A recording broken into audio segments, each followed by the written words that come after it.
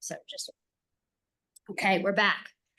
And then this question of impacted by or affected by, and there's quite a bit of debate in the HD space of how you own your journey, what's happening to you. Are you someone who's affected by something? Are you impacted by it? And then all of the layers of what affect and impact could mean, right? So these are complicated discussions that at least in the HD space, we have multiple task force and consultants talking about these issues with us. There's no one right answer, but when we think about patient engagement, this is a key concern. And then engagement. What does engage really mean? How does it define how folks are part of a process? On a daily basis, I'm talking about patient engagement, patient information, patient collaboration. We have initiatives that are patient-led, patient-driven, patient-centered, patient-inspired. Are they all the same thing? Are they different? Is there one way that we need to be talking about this?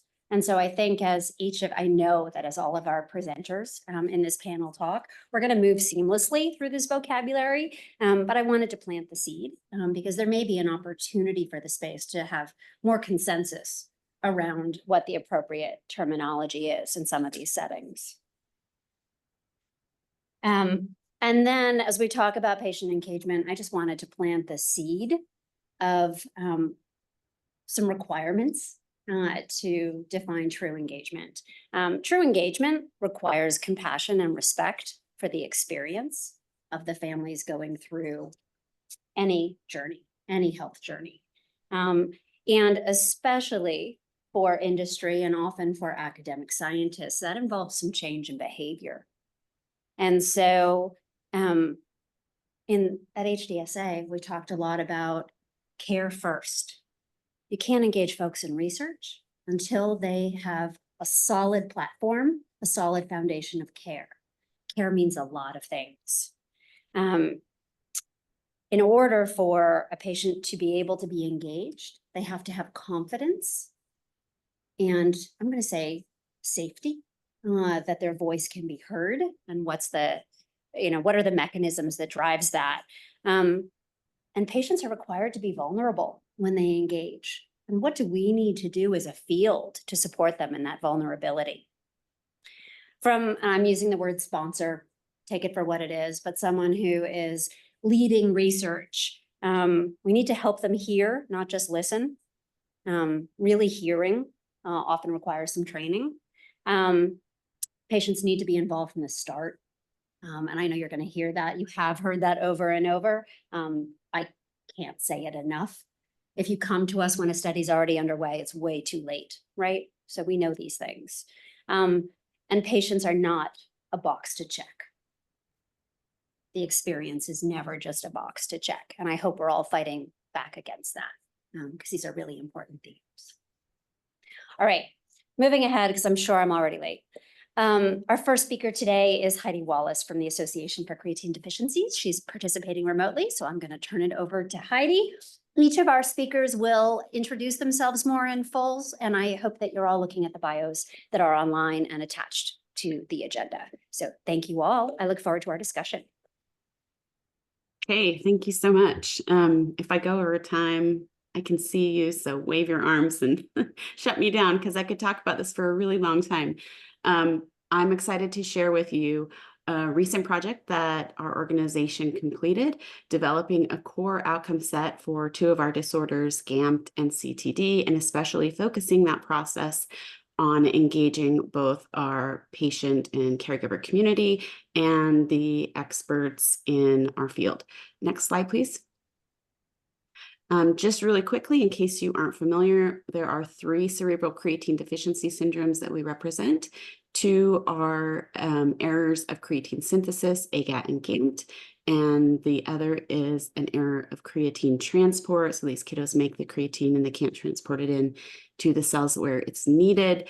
I am the parent of 2 children with GAMT deficiency. With AGAT and GAMT deficiency, depending on the age of diagnosis, there'll be very different outcomes with supplementing with oral creatine and with creatine transporter deficiency, there is currently no treatment. Both GAMT and CTD have some really promising therapeutics in the pipeline right now that we hope to see advancing. And so in that vein, that is why we, as a patient community, wanted to get ahead of the curve and create a core outcome set to help inform the clinical trial design for any treatments so that the patient voice was included in what outcomes are selected and that there's some consistency across those. Next slide, please. So just really quickly, a lot of these challenges I'm sure you're familiar with. Depending on the outcomes that are selected, it's not always easy to compare across different trials how did treatment A versus B perform when there are different outcomes being measured. And so our solution is to create an agreed upon standardized set of outcomes called a core outcome set. And we did this for GAMT and CTD. We did not include AGAT because the population is so very small that we didn't feel that we could properly speak on the behalf of AGAT patients. Next slide. So core outcome set for CTD and GAMT, our aim was to end this process with 8 to 10 outcomes. If you have not heard of a core outcome set, I would recommend checking out the COMET initiative. They have some great material and they highlight the methods of different folks who have undergone this process. There are a handful of other disorders in this general space who have done this. And we made some variations in our approach that we thought were really successful, especially engaging these parents and having the parents involved in the design of the project.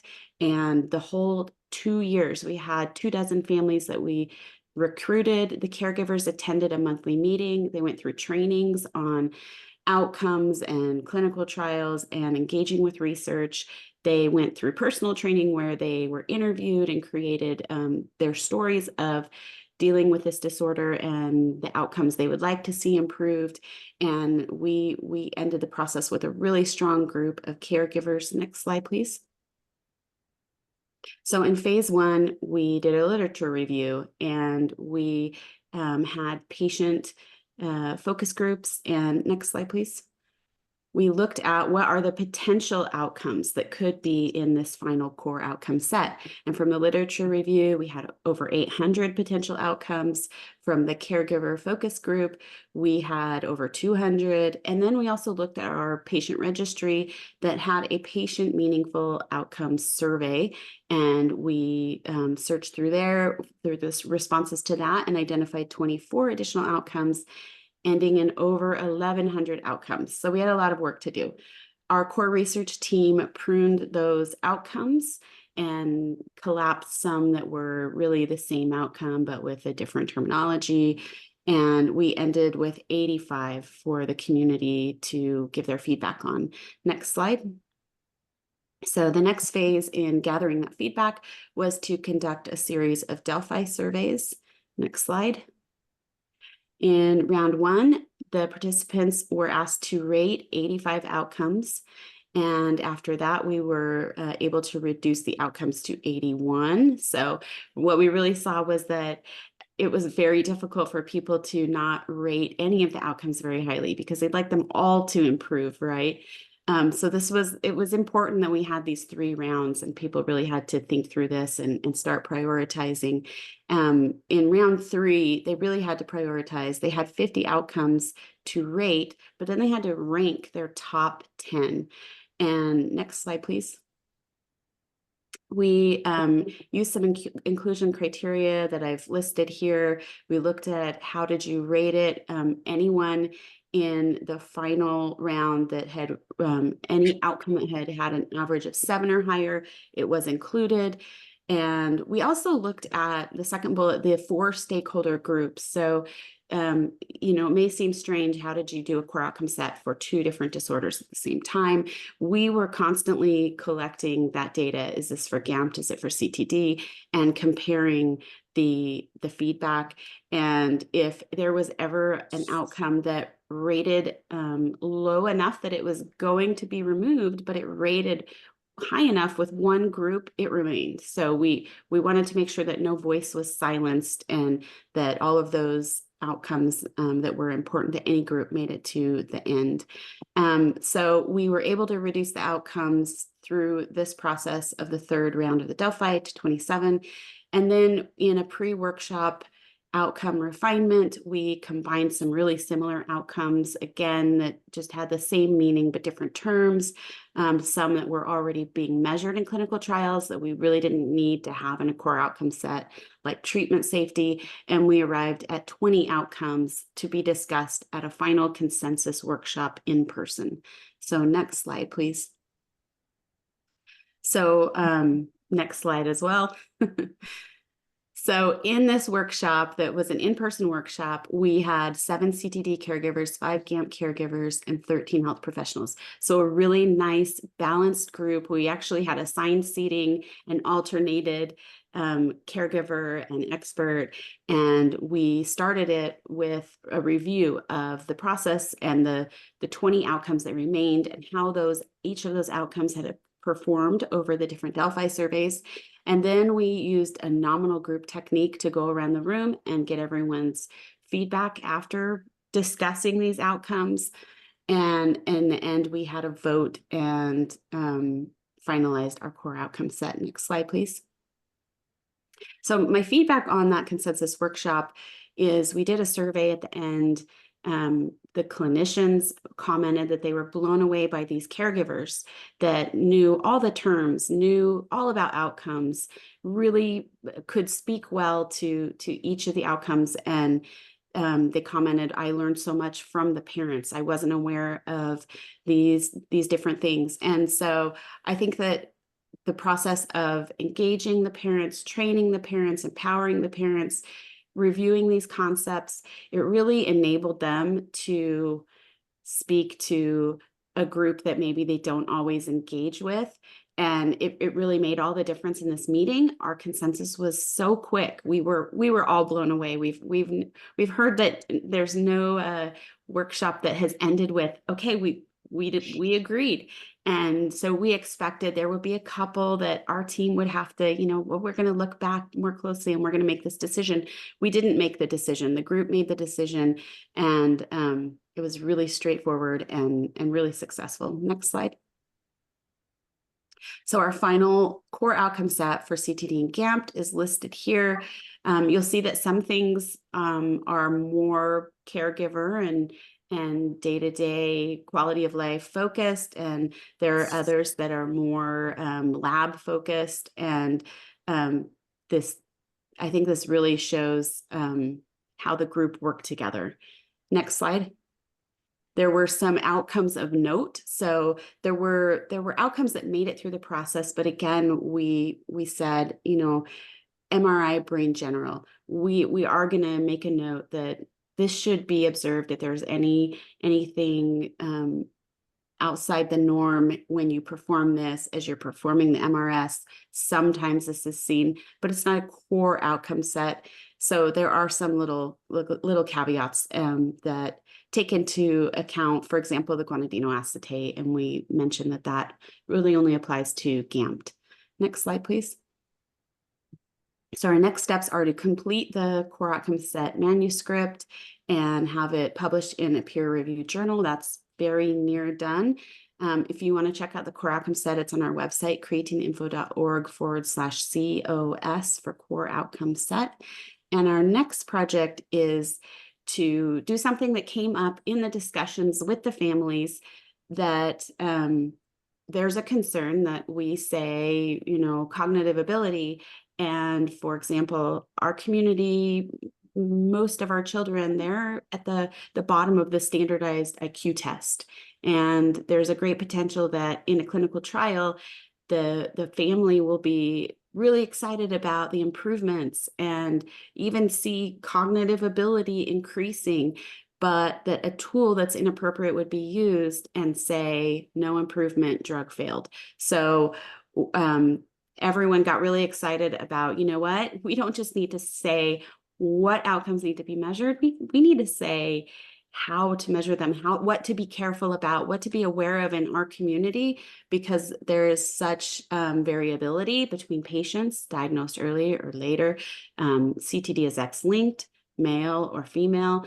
There's going to be a really diverse population in all of our clinical trials, and we need to come forward and say what that looks like and what needs to be considered. Next slide. I'm not sure on my time, so again, just wave me down. You're almost at time, Heidi. Okay. So the hope with this is that we establish considerations for CTD and GAMT outcome measurement tools to make sure that the meaningful changes are captured, the tools are sensitive and appropriate. Next slide. This project starts in September. We're going to recruit another 24 caregivers.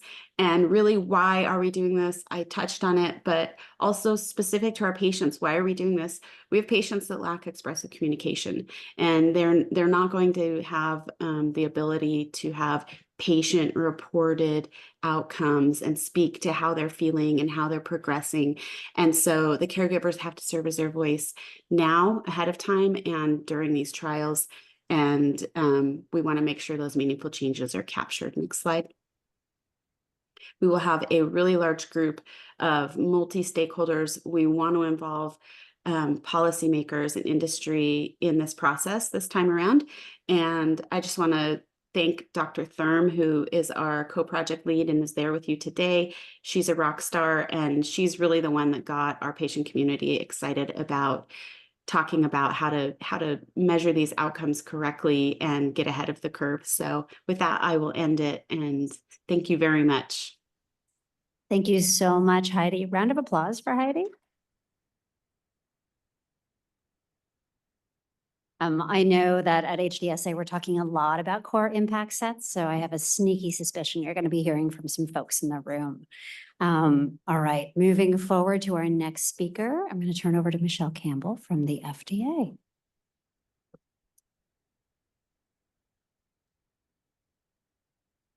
I think this is the federal agency required size podium, because ours, I think, Walter, they just give us this size podiums for us to use. There you go. So good morning. I want to thank NINDS for inviting me today. My name is Michelle Campbell. I'm the Associate Director for Stakeholder Engagement and Clinical Outcomes in the Office of Neuroscience at CEDAR at FDA. We house 3 therapeutic review divisions that review drug pre-market. So we're on the pre-market side. We are reviewing your INDs and your new drug or BLA applications that come in. We have neurology 1 and 2, and then our division of psychiatry is included in there, as well as our non-clinical division. And so I'm here to spend the next few minutes to talk about engaging patients throughout the drug development process. We have spent a lot of energy of how to do this and why it's important, and why it is a critical need. And we will ask to see, have you talked to patients at some point during your engagement with the agency in the IND setting? And I want to apologize now that when we're done our panel, I will be having to head out. I have to head back to FDA for some meetings this afternoon, where I'm sure I will be asking that question to folks is, well, what does the family, the caregivers, the patients say about their lived experience? So patient-focused drug development is really the systematic approach to help ensure that the patient's experiences, perspectives, needs, and priorities are being captured meaningfully and incorporated into the drug development process and evaluation. So when I joined the FDA 10 years ago, we were really at the infancy of patient-focused drug development. And I think it's important to note that patients are forefront, always on our mind in our everyday discussions and what we do. But in 2012, we were pushed to actually develop a patient-focused drug development program under our PDUFA 5 commitments.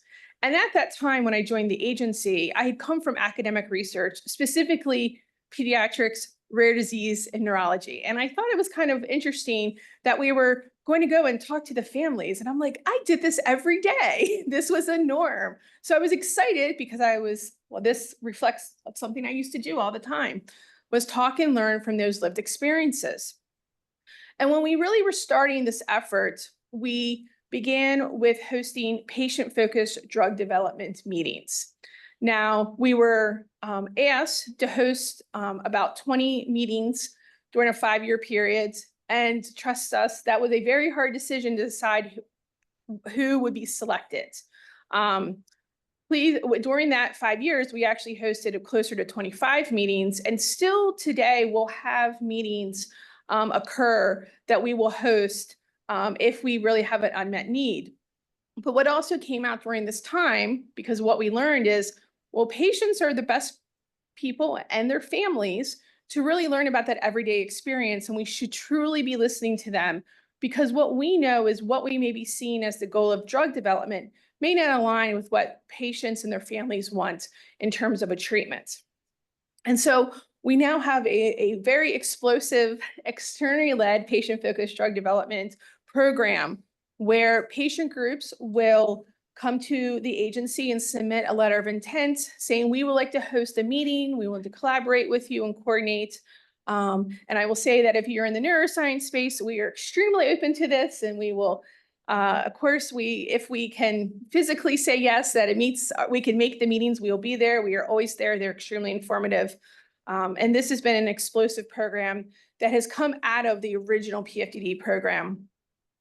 And so patients are critical to this. And I can say during my duration and my time at the FDA, where we first were starting at, how do we make sure we include the patient voice in what we're measuring, and particularly the primary endpoints, the concepts that are to be labeled, to how do we make sure they're being included throughout the duration of the drug development program, not just a one-time we go talk to you, but throughout the different aspects of drug development. We've also included efforts that are ongoing in a patient-focused drug development methodological guidance series. And I will say that this is a guidance series like no other. And I don't think we would ever put something out like this before. But guidances are ways for us to be able to communicate to industry, to patient groups about our current thinking on specific topics. So we have guidances that are disease specific, that may give short information of what industry needs to think about for clinical design approaches, perhaps endpoints, biomarkers. What do they need to do to begin those conversations with us? And so our PFDD methodological guidance series really takes it up a notch, where it starts with, it's a 4-part series, where it starts with, how do we start talking to patients and do this in a rigorous way, to how do we create or adapt a clinical outcome assessment, to how does that outcome assessment support a clinical trial endpoint. So I will speak a little bit on this in a few more minutes, but it is out there. It is a great thing. I also caution you, it is voluminous. It is a very large guidance series, and it will seem intimidating. And I can get away with saying that because I know I wrote parts of those sections of some of the guidance pieces. It can be intimidating if you've never been in this world before, have never thought about this. Please don't let it intimidate you. And please know there are folks who do know how to actually implement what's in that guidance. But it is extremely informative. And I can specifically say that the first 2 guidance parts, 1 and 2, were actually specifically written for patient groups in mind.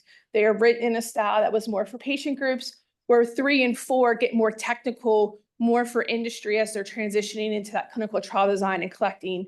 But it's extremely informative and really talks about our current thinking and approaches.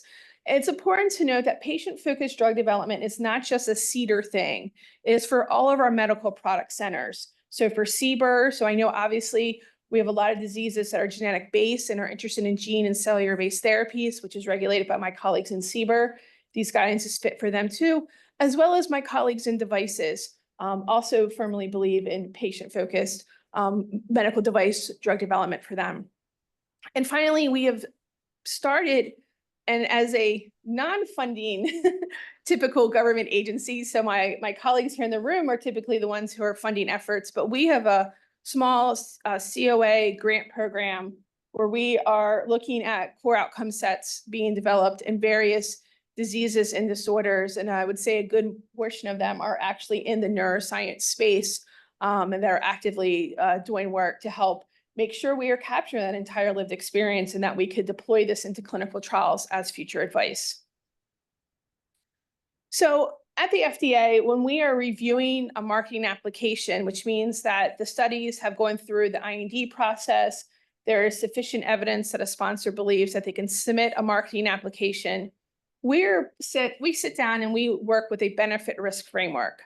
And this is just a schematic of actually what we do. If you ever go read one of our approvals, you'll see this in the executive summary, is this actual box of what we write about the benefit risk frameworks, what was the evidence, what are the conclusions, and what is our reasonings behind any decision that we're making. And you can see how we're looking at this. And I think when you look at this, it really does show how making sure we've had patient thoughts have been incorporated into drug development, making sure that the right relevant concepts have been measured, are incorporated into this, because ultimately we need to make a judgment. We have to make a decision of whether the benefits outweigh the risk. And if there are risks, are they manageable risks that we can mitigate? And so this framework actually can be found in our benefit risk guidance. So this is what we're thinking about when a marketing application comes in. So I really feel like this is an important, if I had to say, take away a slide from my conversation, is where is the important aspect of where we can bring in patients and their caregivers into drug development and into the decision-making. And as you can see with this, it is not a one-time deal. There are opportunities to explore and making sure that we're capturing the lived experience and that engagement occurs. And it will look different depending on where you may be in a drug development space. I will say that I spend a majority of my job doing stakeholder engagement and talking to patient groups and to consortia and to other folks who want to be engaged and want to start. And everyone is in their own space of where they are along the pipeline of drug development. I have folks that I engage with who have successful treatment therapies and options and looking for what will continue and come next. I have folks that may be into some active pipelines, and they're at a point making sure that we understand what that lived experience is like and that we're measuring the relevant concepts. And then we have folks that are priming themselves to be ready and to be clinical trial prepared and have that readiness for when it is their time. And so those conversations look kind of different depending on where you are in that spectrum. But in the end, making sure that we have got the thoughtful considerations of those having and knowing about the lived experience is going to be critical. So I mentioned kind of how we started this back in 2012, and this is just a little timeline to really see what we've accomplished. I want to highlight some works that are at the global level. So drug development is global, and FDA is a member of the International Code of Harmonization.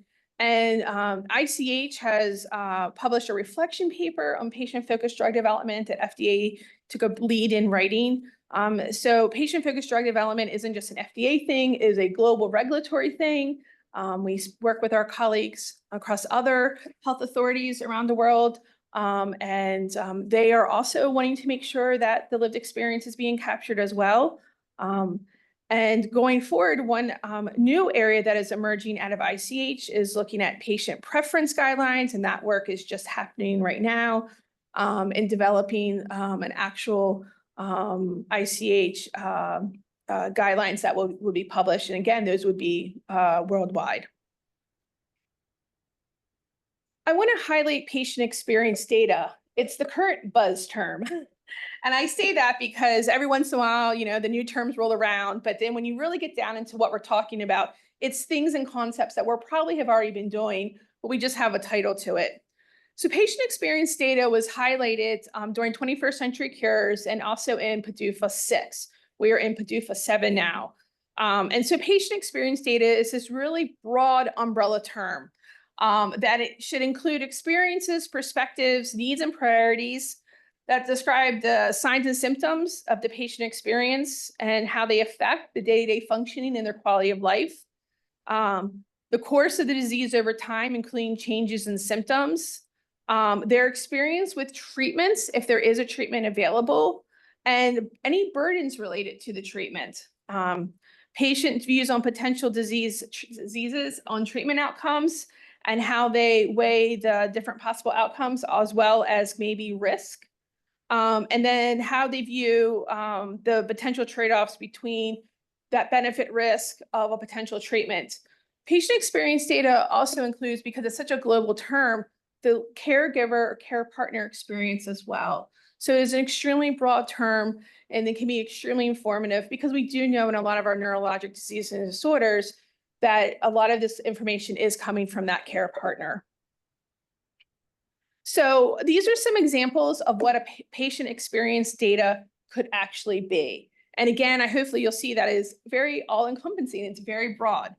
It could be patient listening sessions, patient-focused drug development meetings. Clinical outcome assessments are an example of patient experience data.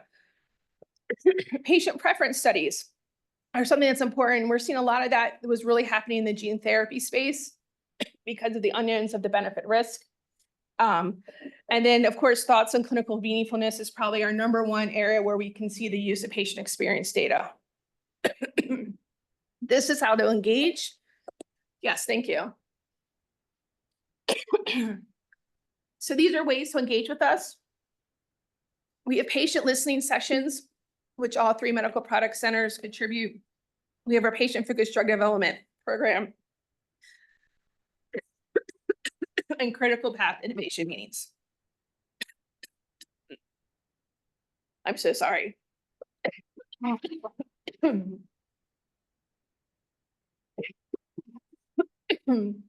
So our patient-focused drug development meetings are critically important, and I encourage you to consider them,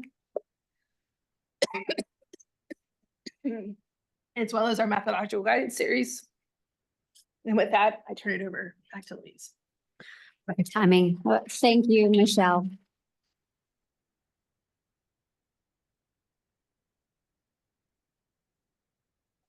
Our next speaker today is joining us from the West Coast. So thanks to Edgar for waking up early to be a part of this. I'm going to turn over to Edgar Vega, Associate Director of Patient Advocacy. uniQure is a biotech company working in the Huntington space. So I'm happy to have a friend on the screen.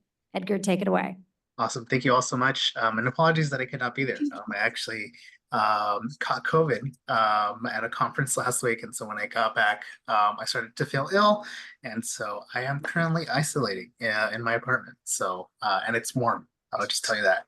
So, with that, like Louise had mentioned, my name is Edgar Vega, and yeah, I'm excited to be able to talk to you all from an industry perspective, kind of how we walk through the clinical development process. And so, it's a lot of the same items that you've kind of heard over the 2 previous presentations, but super excited to be able to talk to you all. So next slide, please. So here's a kind of quick overview. So we'll talk a little bit about preclinical engagement and kind of what the engagement looks like from a phase 1 through 4 process, and then just post approval also as well, and then some final tips and takeaways. Next slide, please. All right, so first, like I had mentioned, I'm Edgar Vega. I live in San Diego, California, so that's where I am currently isolating. And I have a little bit over 10 years of industry experience. So I worked in different roles throughout industry. And like I had mentioned, I work as an associate director of patient advocacy at a company called uniQure. And I currently work in the CNS space on our pipeline related to Huntington's disease and also to ALS as well. So we're starting a program in ALS as well. So yeah, next slide, please. And so let's talk a little bit about preclinical engagement. Next slide, please. So really the goal of preclinical engagement, and I really appreciate Heidi's kind of, robust presentation, because it really did kind of set the stage that we really want to try to set research priorities, right? So as industry, we'll conduct a gap analysis. What research has already kind of been done? How can we match unmet needs with research? And then also work with patient groups to try to define what those patient relevant outcomes, right? And can we apply those in a clinical trial setting? And ultimately, what is that going to lead to? We'll also work with and provide protocol synopsis with design and target population, right? So who are we actually looking to potentially, benefit from a therapeutic? And all this happens really in the context of a company having an asset and being like, hey, we think that this could potentially move forward and be meaningful for a specific patient population. So if it's a disease area that we're working in, we'll kind of move forward. And in the previous slide, you saw the translational phase, right? So that's kind of taking from like the mouse models, human primates, whatever it may be, over to actual, hey, like this could potentially work, in humans. So let's kind of move that forward. And what I really liked about Heidi's presentation as well is the group that she had kind of convened and trained, right, and how to engage, and talk about research, because those are really important groups, and it's a set of skills that's highly important as you work, with a company, because it kind of level sets everything, right? And so we're able to learn specifically about what the needs are, and HDSA has a group that's very similar. As well, that we've engaged with quite a bit over the years, and just understanding that this may take a while, right? Like this is going to take a number of years in order to move through this research process, but working with these groups, is going to be important from an industry perspective, and the engagement has to happen really, really early on, right? Once that asset is kind of like, all right, we're ready to move into start to move into human trials. So next slide, please. And then the next phase really is start to design, research and plan, right? So again, what are going to be these relevant endpoints that we're going to, put into this protocol that we're working on? Again, start to benefit the balance and the risk, right? You didn't say that. You said you wanted it like that. You said, I like how this looks.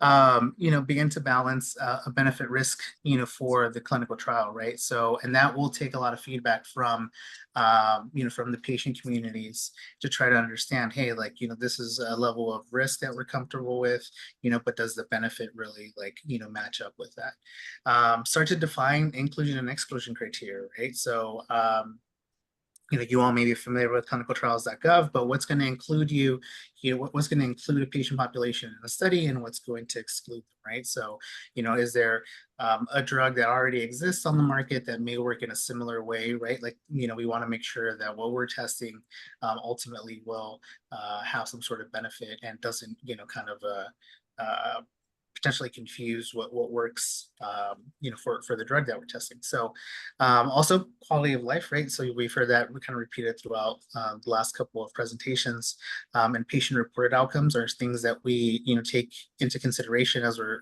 designing this protocol.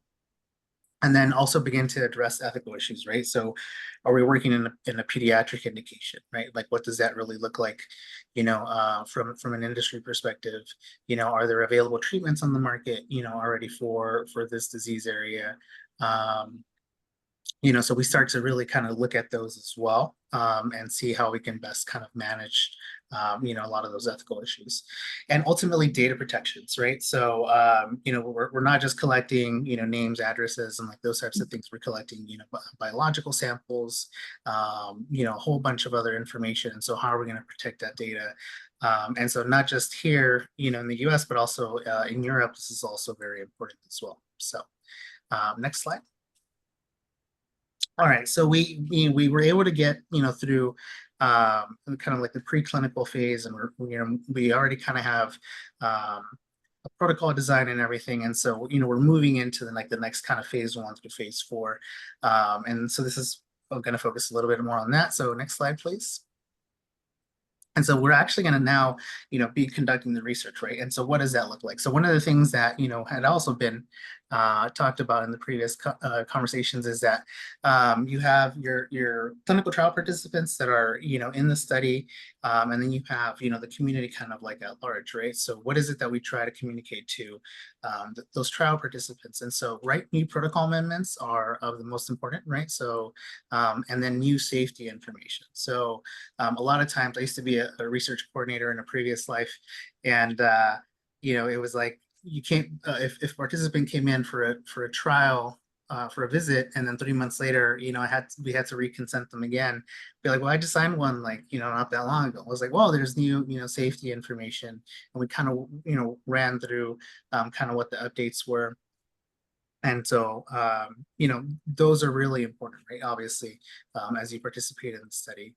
And then also just keeping patient communities informed in general, right? So, as we get new information, summary of interim results, become, really important. And then also work with the patient groups to try to disseminate the information as much as possible. If there is one, as the trial kind of moves forward. All this stuff really becomes important, and really it's the majority of the engagement as the trials move on. So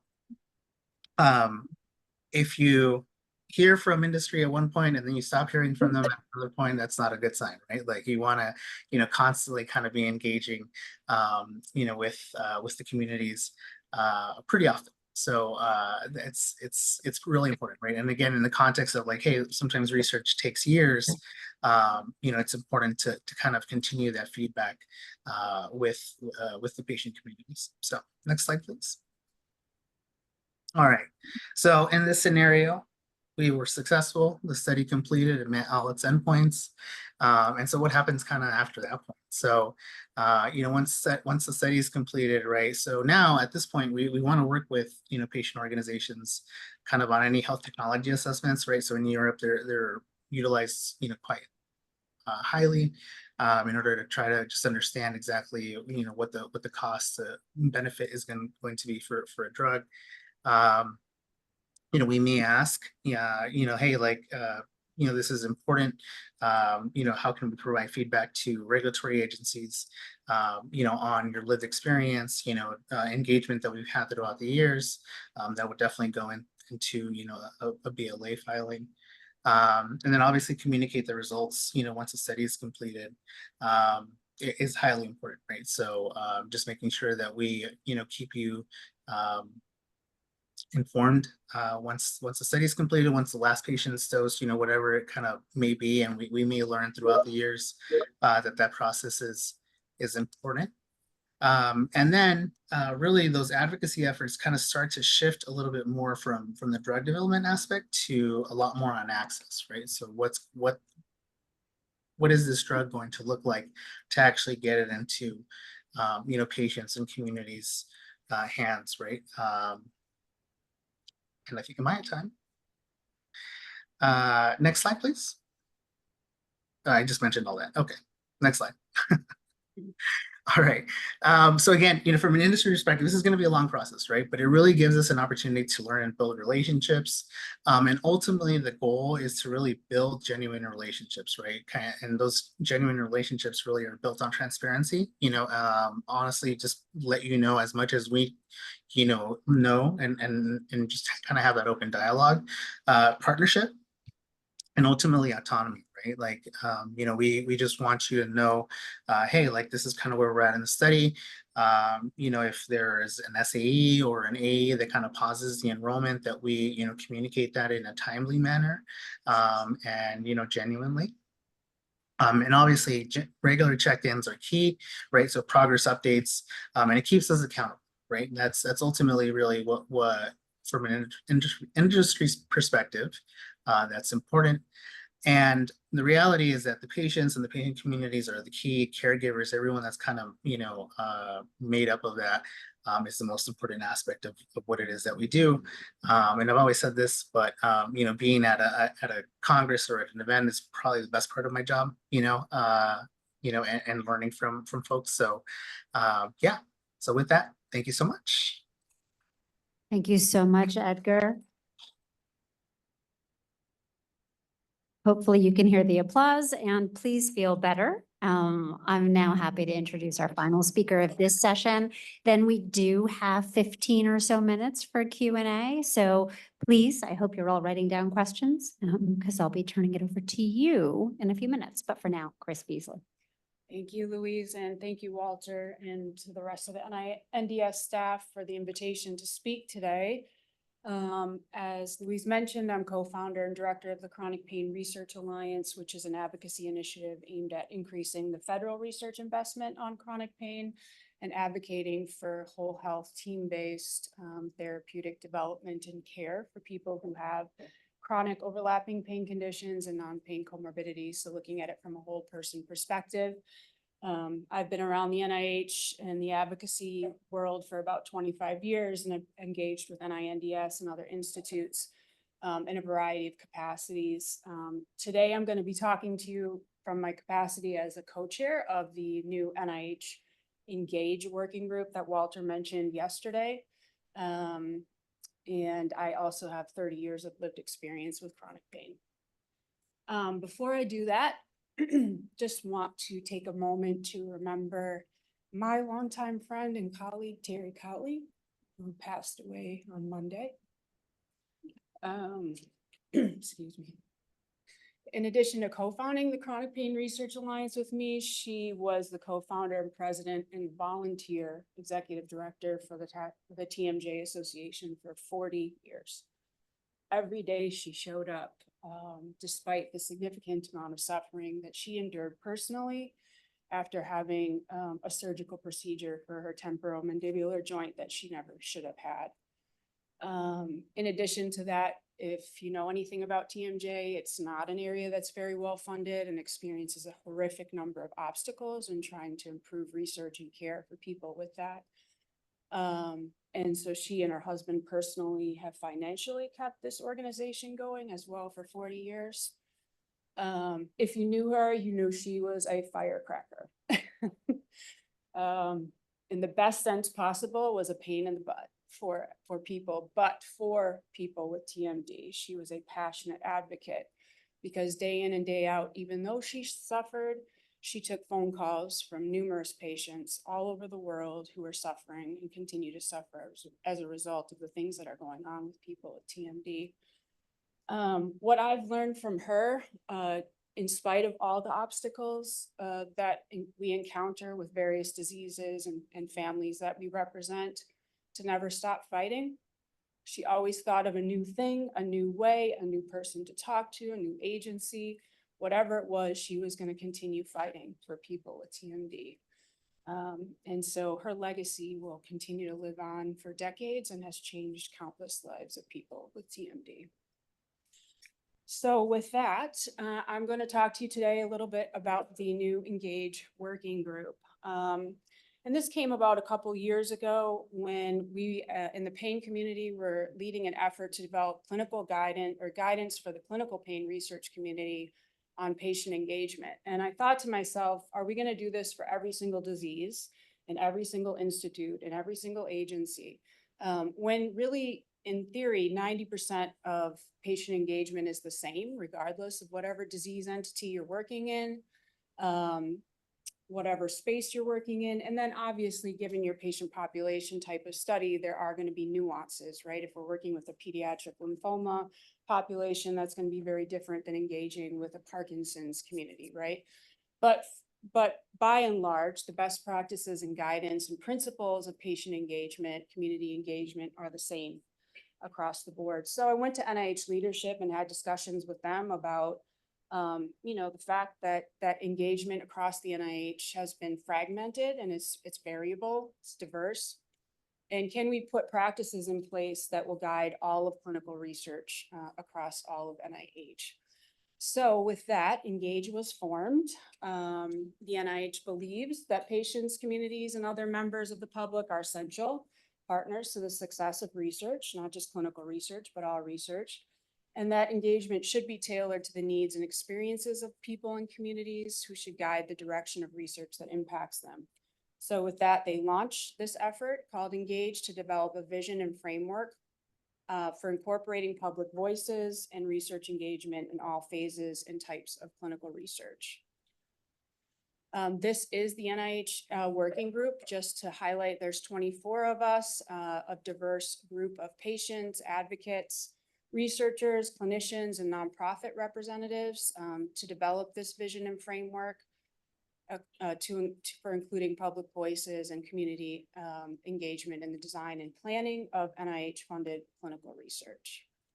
So I think all of us in this room know what research engagement is. Oftentimes in different communities, when we're talking about patient engagement, research engagement, people are not talking about the same thing. They're thinking that it has to do with retention and recruitment and retention in clinical trials or clinical research, and that's it, right? But we know that, the broad definition of research engagement is when individuals such as patients, groups of people, communities, or organizations partner with research to plan, design, or conduct. And it's not, as Louise mentioned earlier, it's not just patients, it's caregivers, it's the community, it's local healthcare providers, other types of research, researchers, advocacy groups, payers. There are a number of partners that are really relevant to include when you're planning any type of clinical research. And we also want to highlight that the stages of clinical research, as Edgar just talked about, we're not just planning the study without input and then in phase 3, talk to a few patients to check the box and make sure that we have the right language in our recruitment ad or something like that, that we really need to be changing. What we're trying to do with Engage is to change the paradigm of research to one that includes community engagement across the entire life cycle of research and in between, right? In between grants, we need to be engaging with community. It doesn't just start and stop with your R01 or your program project, right? And so this is our process. We started in October of last year. There are 4 phases to what Engage is doing. The first, we've mapped out a vision and approach. The second phase is to develop draft products. That's where we are right now. The third is to update those products and draft recommendations. And in phase 4, we'll finalize those products and recommendations. And in the white boxes in the middle, this is just to highlight that we actually have a communications plan across all of it. We don't want to meet as 24 people, develop this little inclusive report, publish it and say, here you go. We have we need to be engaging with the public and the community throughout the entire process to make sure that we're getting a diverse and generalizable voice from the community. So in phase 1, we're collecting public feedback and perspectives on what matters most to communities. We're in the process right now of planning public consultations, which I'm going to talk about in a few minutes, and conversations. We don't want to just reach those few people that are savvy advocates within well-funded organizations, right? We need to actually get into the community and talk to people who may not even know what the NIH is or that it exists, right? And in the last phase, we want to share publicly and spread awareness of the plan to improve uptick in implementation of it. So this is our draft vision and goal. The vision for Engage is that engagement in clinical research becomes a standard practice to promote responsiveness to community needs, accountability, and transparency while helping turn discoveries into improved health of people. The goal really is that people and communities have a say in the agenda and direction of research that's relevant and that impacts them. And I just want to point out that these are drafts. So we do have an open RFI, which I'm going to talk about in a minute.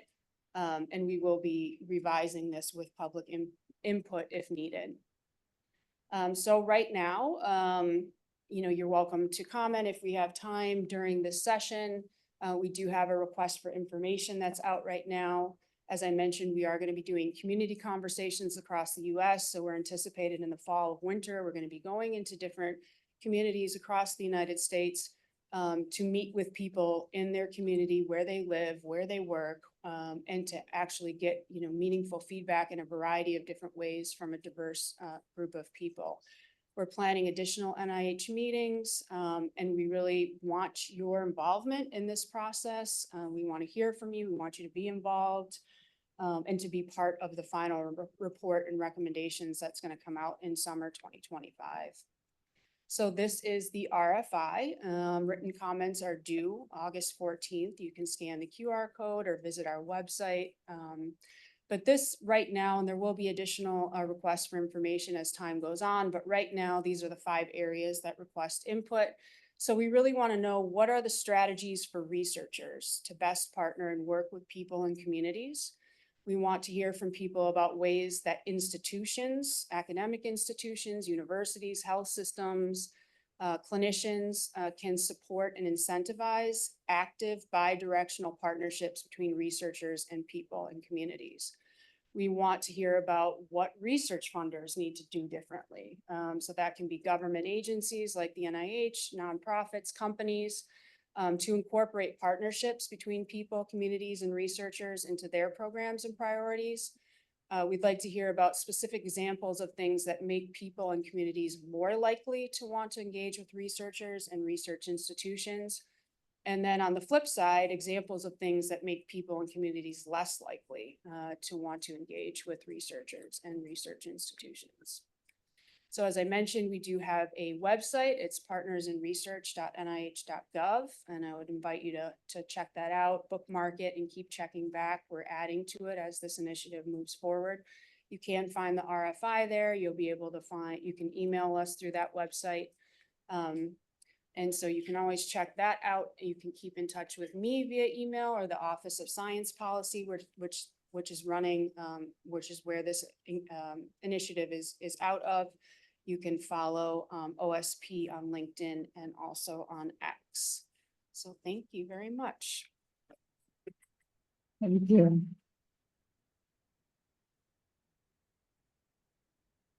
Wow. Hopefully you all have lots of ideas and lots of questions. I know I've been keeping copious notes. We do have some time for questions, and oh, I love folks are already walking up, so I don't have to throw a softball out there. So just a reminder, when you ask a question, please introduce yourself briefly. And then if the question is directed at someone, let me know. Are the mics on, folks? Let's say, yeah. Yeah. I'm Allison Feldman. I'm with the Lewy Body Dementia Association. I actually don't have a question. I have 2 comments, but they're relevant. One is that we are currently planning our ELPFDD for October, and I just want to sort of give my support for this program. We are in the midst of it. We are up to our necks in it.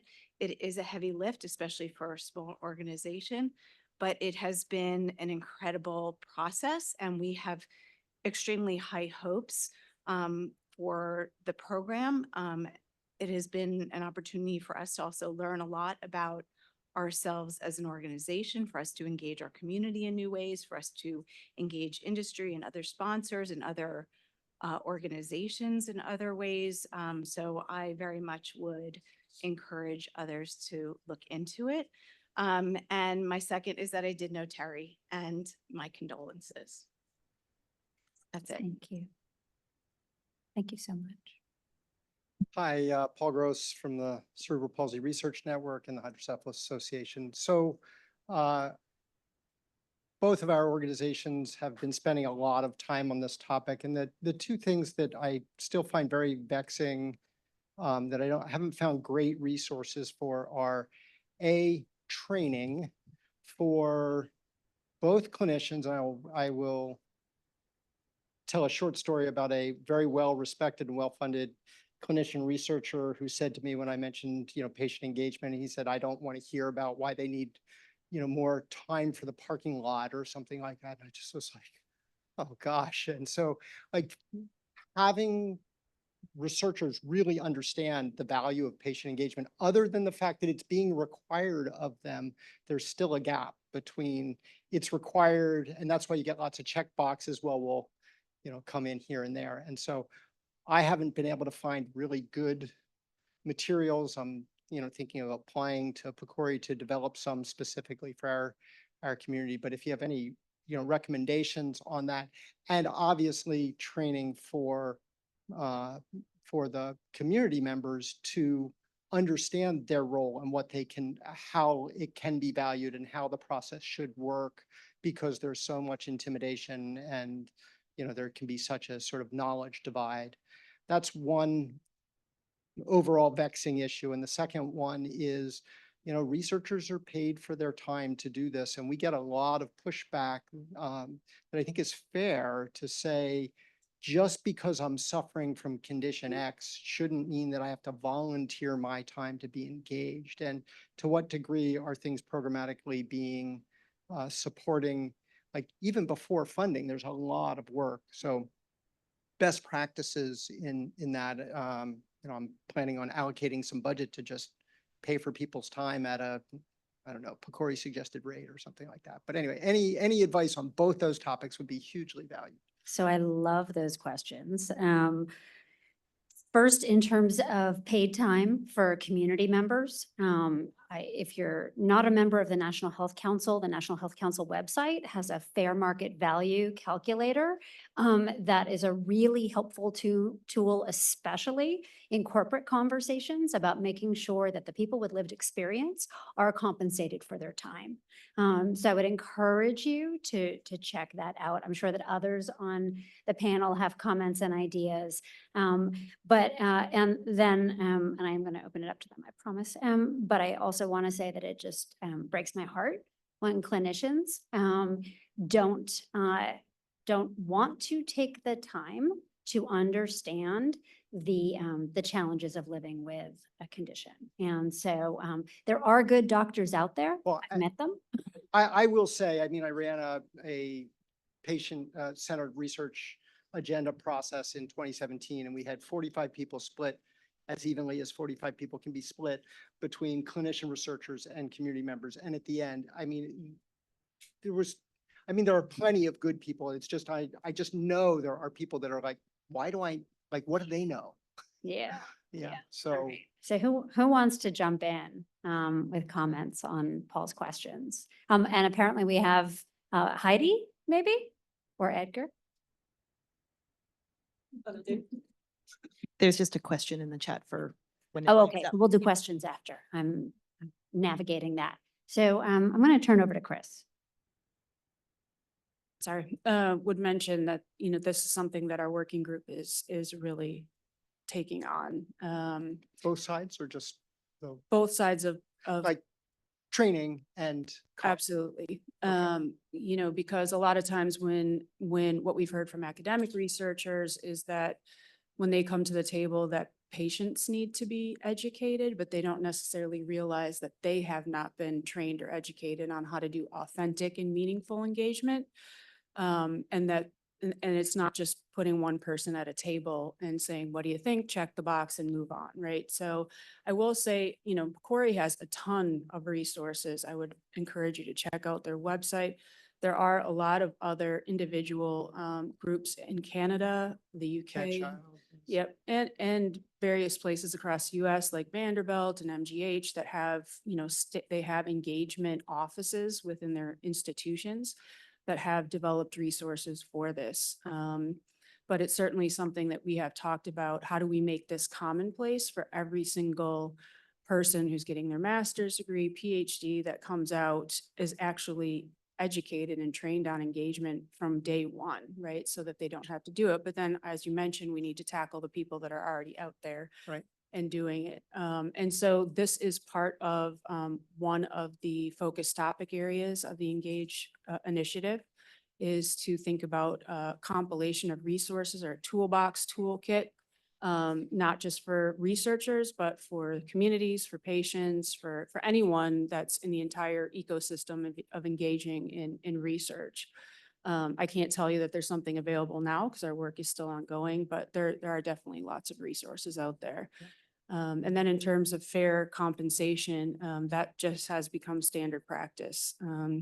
I can tell you from my experience, 10 years ago, it was rare that I was ever compensated for anything that I was doing within the advocacy or research space. And now it is commonplace and it's being required by funders. That's the best way that I know to make sure that that happens within every individual study is that research, the funding agencies require it like Pecori does and like NIH does. I just say, if you can centralize, I know there's lots of resources. It's a lot of work to find the resources, vet them for appropriate audiences. So that centralization or city training for, all these audiences would be great. And that's what Engage is all about. So Great. fantastic. Thanks, Paul. I know I'm watching the time clock, but I started late, so I'm putting that out there. We have an online question and we have Penny, so I'm going to go to the online question because I think they've been in the queue for a little while. So Diana, do you want to share that? Yeah, this is from Ron Bartek in the chat. How is Engage collaborating with FDA? Going forward, do you have in mind actual training for the less well-prepared and less well-funded disease communities and their leaders? Great question. Thanks, Ron. Michelle. I was gonna say, hi, Ron. I think that's a great question. I actually want to hear from Chris first on what the thoughts are. I'm sure at some point that will be a discussion as you continue to develop, probably after your RFI and getting those results of what that would look like. Yeah, I mean, right now, Engage, I mean, the mission focus of Engage is focused on recommendations for the National Institutes of Health and specifically to clinical research. It doesn't even address basic science at this point. So we're not necessarily collaborating with the FDA at this point. I know the FDA has its own guidance in place for engagement. But what I would hope and what I would think is that as time goes on, the VA already has guidance in place, is that all of federal agencies have similar guidance in place for what they're doing, and that this, as our mission states, becomes standard practice across all agencies, regardless of whether it's CDC, FDA, DOD, NIH, and that we would partner on things when it makes sense to do so. Yeah, I mean, I can say now that we definitely partner with NINDS very regularly when it comes to all neurologic diseases and disorders, and try to foster together when appropriate and when we can, the patient engagement or any type of engagement experience. I think we've built a really strong relationship over the last few years on how to do that and how to collaborate together. So we are establishing that. And so I think we may have some thoughts that can eventually help and be made branch out as we do. And we also talk with our other sister agencies in HHS on various things on topics as well. So we are constantly talking to our sister agencies when it comes to engagement and of aspects like that already. I really appreciate the question and the conversation that both of you had, because coming from the patient advocacy landscape, the silos are really tall and really challenging to navigate. So as many sort of cut-throughs and connections as possible. I know, Chris, you know that. It's really important. Okay, so I'm going to take one last question, and I'm going to ignore the time clock for a second. Penny, go ahead. Thank you. I think it's really incredible how much focus there is on this nowadays. And it's a central piece to what our nonprofit has been trying to do for quite a few years as well, is really empower people to be partners in the research process. I think I want to acknowledge a limit in aspects of this. We've put out, for example, come share your story. And then people think, well, every single person who raises their hand should be able to have an hour-long dialogue about what is their journey and how does that matter, and that's going to advance research. And then how do you scale up resources to actually even listen to those folks and document it and then quantify it in a way that researchers can hear? And with the example, which I thought was incredible, of developing the COS, how many of those families and patients were told, yes, these are what matter to you, but every additional outcome that gets included changes the power for that clinical trial. And in a rare disease where we're struggling to even get our patients recruited, how does that get balanced into this conversation to say, because we've all done in the nonprofit space, I mean, we've all done like consensus-based stuff, right? Which consensus stuff tends to mean that every single idea ends up becoming the most important. And then you end up with a laundry list, right? And all of that is important. But how do you structure in the pragmatism, and is there a place to say to those families that are sharing, this is what matters to me, this is what matters to you, if you add in this outcome measure and it delays a clinic and it extends the duration of a clinical trial by a year, or doubles the size of the number of people needed for this clinical trial, would you say the same thing? And I just love to hear some reflections of just how do we do this without tripling the duration of getting drugs to the families that desperately need better options. Go ahead, Michelle, I'll let you start. And then Heidi, just, I'm going to lob it, make sure that you're able to comment as well. I feel like Penny should know my answer by now on this one.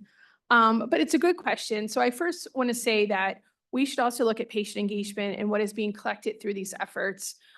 broadly about who they can actually help inform. So not just drug development FDA, but they can help clinical practice. They could help identify areas of unmet need that needs to be funded.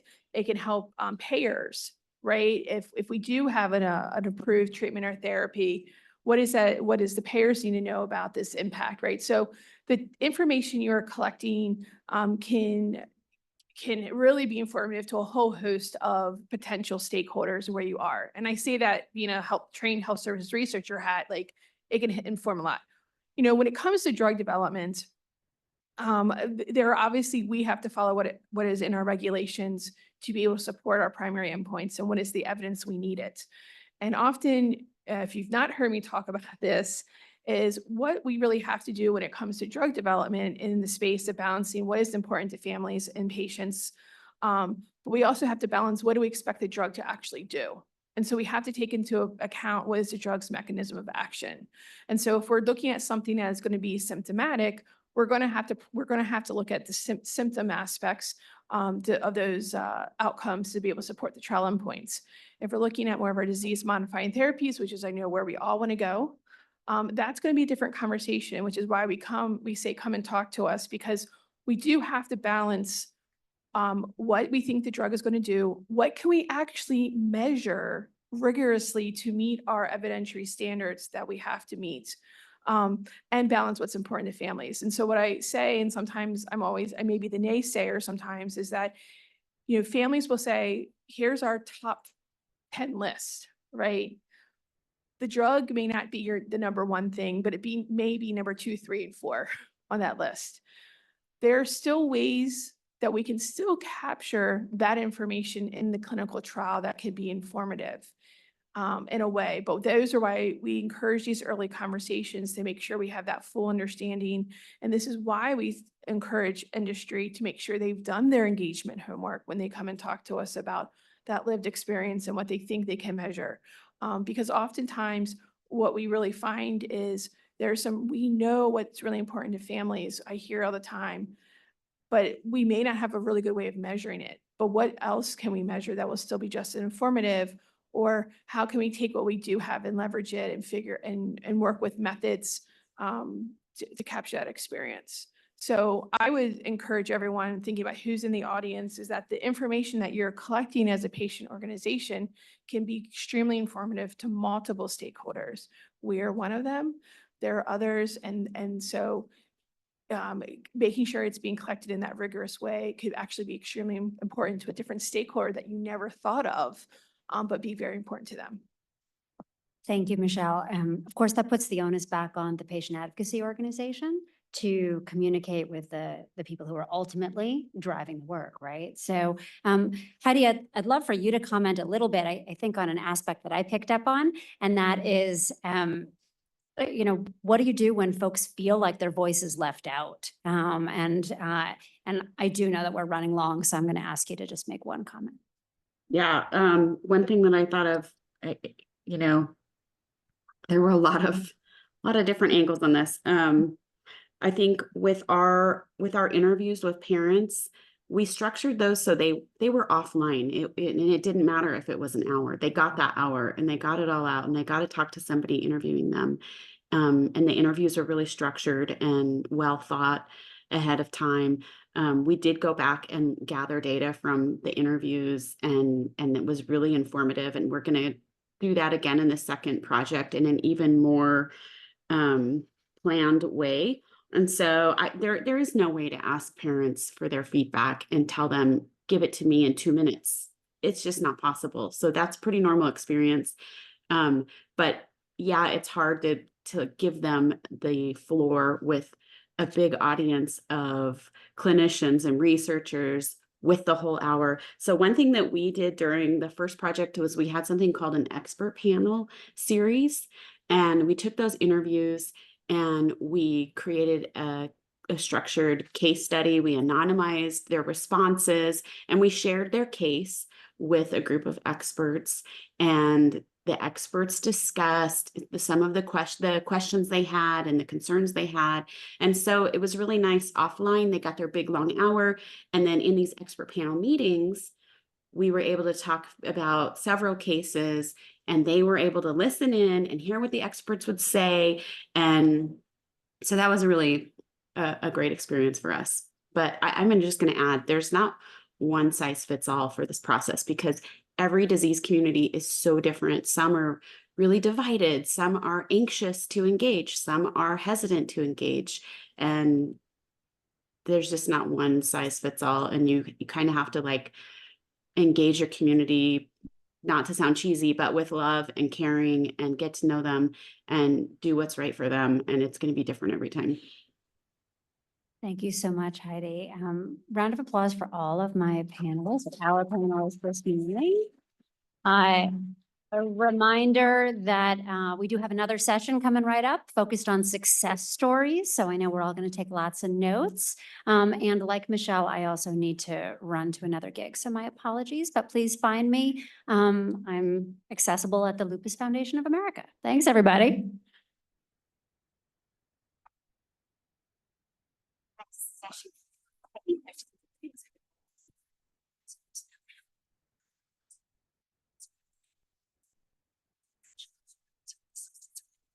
So I'll quote a moderator yesterday. I'm not actually the moderator for this session. I'm not Jen French, the founder and executive director of the Neurotech Network. But I often aspire to emulate her. So it's exciting to get to help her moderate from afar. She was unable to join the meeting even virtually, but she did. She had a vision for this panel and worked with the speakers to really craft a panel that we are hoping you all will join and have a discussion with us. I'm Rebecca Corlew. I'm the lived experience engagement strategist for NINDS. So if you ever want to hear more about how NINDS, our strategy for including people with lived experience of neurological disorders into our important conversations, you can contact me, my name at nih.gov or through LinkedIn. But for this session, as I say, Jen had a vision and to have this be a discussion. So our panelists have worked hard to make their comments brief and engage in discussion with us. And to start out, Jen actually recorded an intro. Go ahead.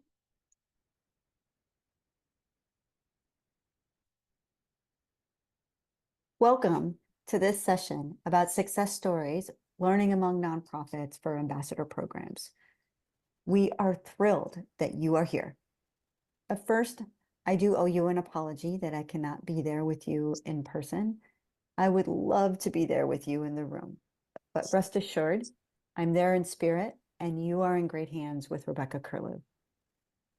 So why are we even having a session on co-learning? You know, we talk a lot about engagement and partnering, but we constantly have questions about how do we execute an engagement program? How do we engage in meaningful and collaborative ways? And how do we build valued partnerships between people with lived experience, research scientists, regulators, funding agencies, and members of industry? If you are motivated and are seeking a point where research decision-making across all stages is guided by patients' contributions as partners, recognizing their specific experiences, values, and expertise, then you are in the right place. So what are ambassadors? By definition, they're official representatives. They're people who have lived experience that are willing to share their personal stories, but they're more than that. They're also people who can speak to the needs of the broader population for a specific condition. They're people who are trained to understand the basics of the R&D process. And they're also people who are advocates in partnering in a manner to build a culture of mutual learning and effective collaboration. You know, the organizers of this forum realize and appreciate that we have a lot of talent and expertise in this event. We also recognize that there's an evolving need to build and strengthen our capacities among us. In fact, there was a recent study conducted by Faster Cures that included 53 interviews from multiple stakeholders from various fields such as developers and investors, providers, and patient advocacy organizations. And one of the key near-term findings was that we need to develop and leverage case examples, lessons learned, and trainings in patient engagement. This means that we not only need to have co-learning among our nonprofit partners, but we also need to do so in our larger research and development enterprise. And what a great way to start is to do so with the experts in the room today. And that means you. So this session is not about presentations or research finding. It's about hearing from you. This session is about the exchange of current and developing programs, the sharing of experiences and ideas from our nonprofit partners that are here at this forum and even broadly. We have some distinguished panelists here with us today that are going to help us kick off this discussion. But in essence, we want to hear from you. What works and what doesn't? What are some of the challenges and frustrations that you've experienced? What are some of those success stories out there that you have with meaningful engagement and engagement with people with lived experience? How do we create and build capacities and capacity building programs and help to keep people who are involved with them motivated? This is your time to share, to ask, and to co-learn. I hope this session will inspire you to improve the valued work that you do. Now I'd like to hand it over to Rebecca Curlew to begin this engaging session. Thank you and have a great time today. Thank you, Jen. I know you'll be watching this later, so thank you. I think we have the first slide. I'm going to introduce all very brief introductions that matching the pattern of what people have been doing for introductions, and then each of the speakers will take their turn. So we have Mary Margaret Diodez from who is the Senior Vice President and Chief Operating Officer for the Parkinson's Foundation, Lauren Massimo, Associate Professor, University of Pennsylvania, and Co-Director of the FTE Center, and Ian Burkhart, the President of the North American Spinal Cord Injury Consortium. And I think you can go to the first slide. I can go first. Thank you. Mary Margaret?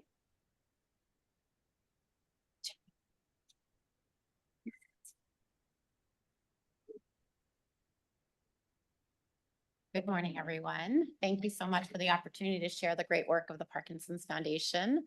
As Rebecca mentioned, I'm the Chief Operating Officer at the Parkinson's Foundation. In that role, I oversee our programmatic work from our patient and professional education, our helpline, our centers of excellence across the board, as well as our outreach and community efforts.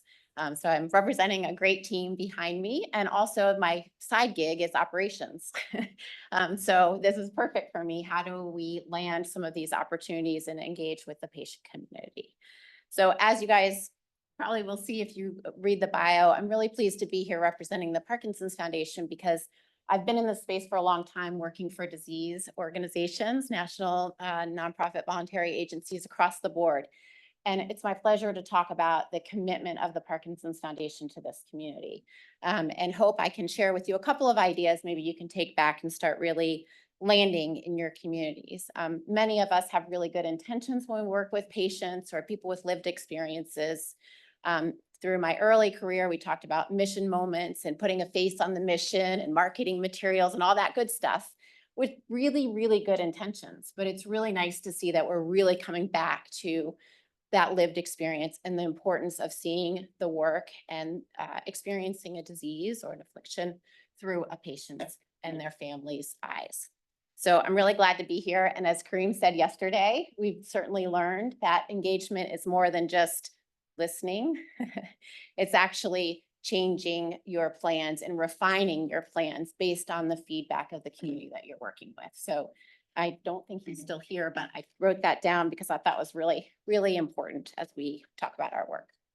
So the Parkinson's Foundation has a really good mission, I think, right? It's two-pronged, right? We want to care for people living with the disease today, as well as we're really investing in research to find cures for the future. This is really important work. We've made some good strides in terms of our care and how we look at care across different settings, from going to your community neurologist to then going to a specialist in MDS, maybe then what happens to you in the hospital. We know the outcomes for people with Parkinson's in the hospital can be dire in some cases, as well as long-term care settings where a third of our population will end up in those settings. So we look at care across those spectrums. We also have a very significant research portfolio. My colleague, Dr. Jim Beck, is here today as well. So we invest in researchers, grantees, young investigators, basic science, and you might be aware, we also have a great the largest clinical survey for genetics for Parkinson's disease PD generation.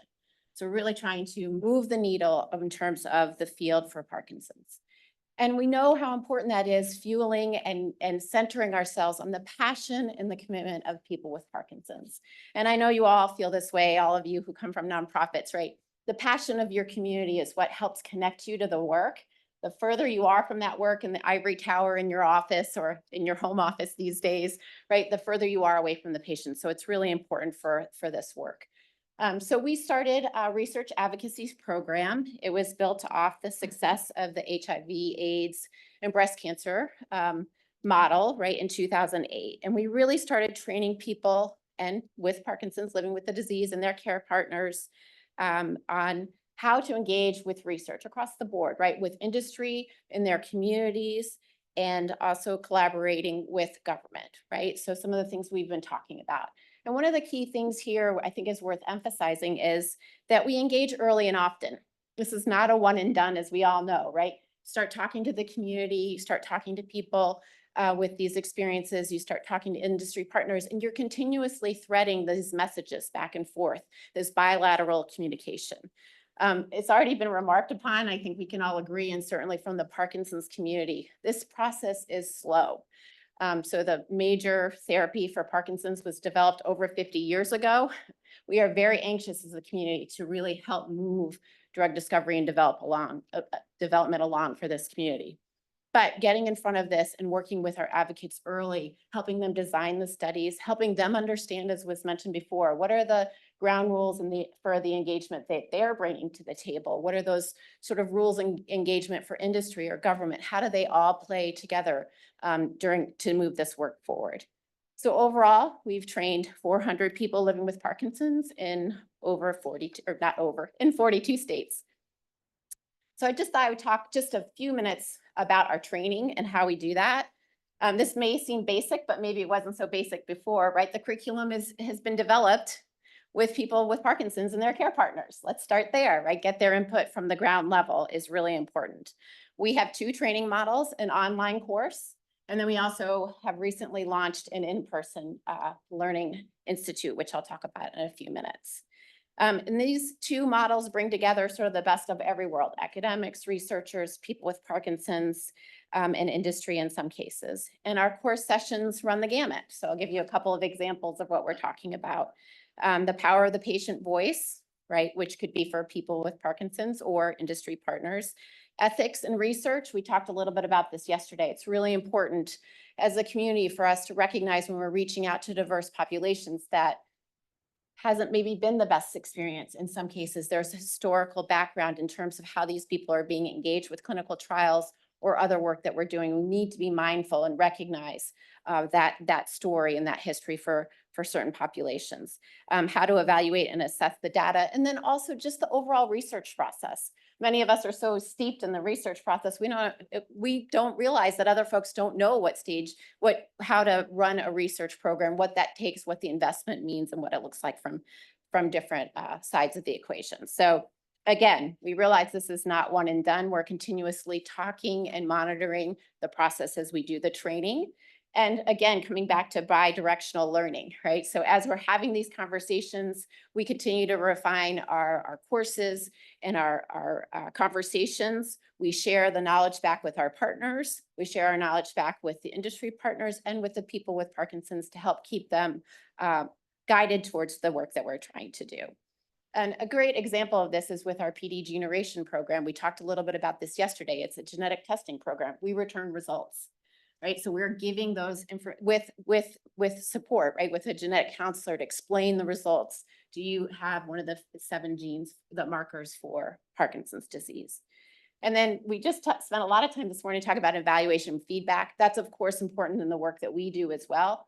We survey our patients and people with Parkinson's. How is the experience? What did they learn? And how can we do that better? So this really helps us maximize the efficiency of the program. Second, I'll touch on our People with Parkinson's Advisory Council. 2 weeks into my job here at the Parkinson's Foundation, I found myself in Miami with 15 people with Parkinson's and their care partners talking about how they wanted to engage with the Parkinson's Foundation. This is a serious commitment from our organization. It's part of our bylaws. They don't have fiduciary responsibilities, but we meet with them once a month.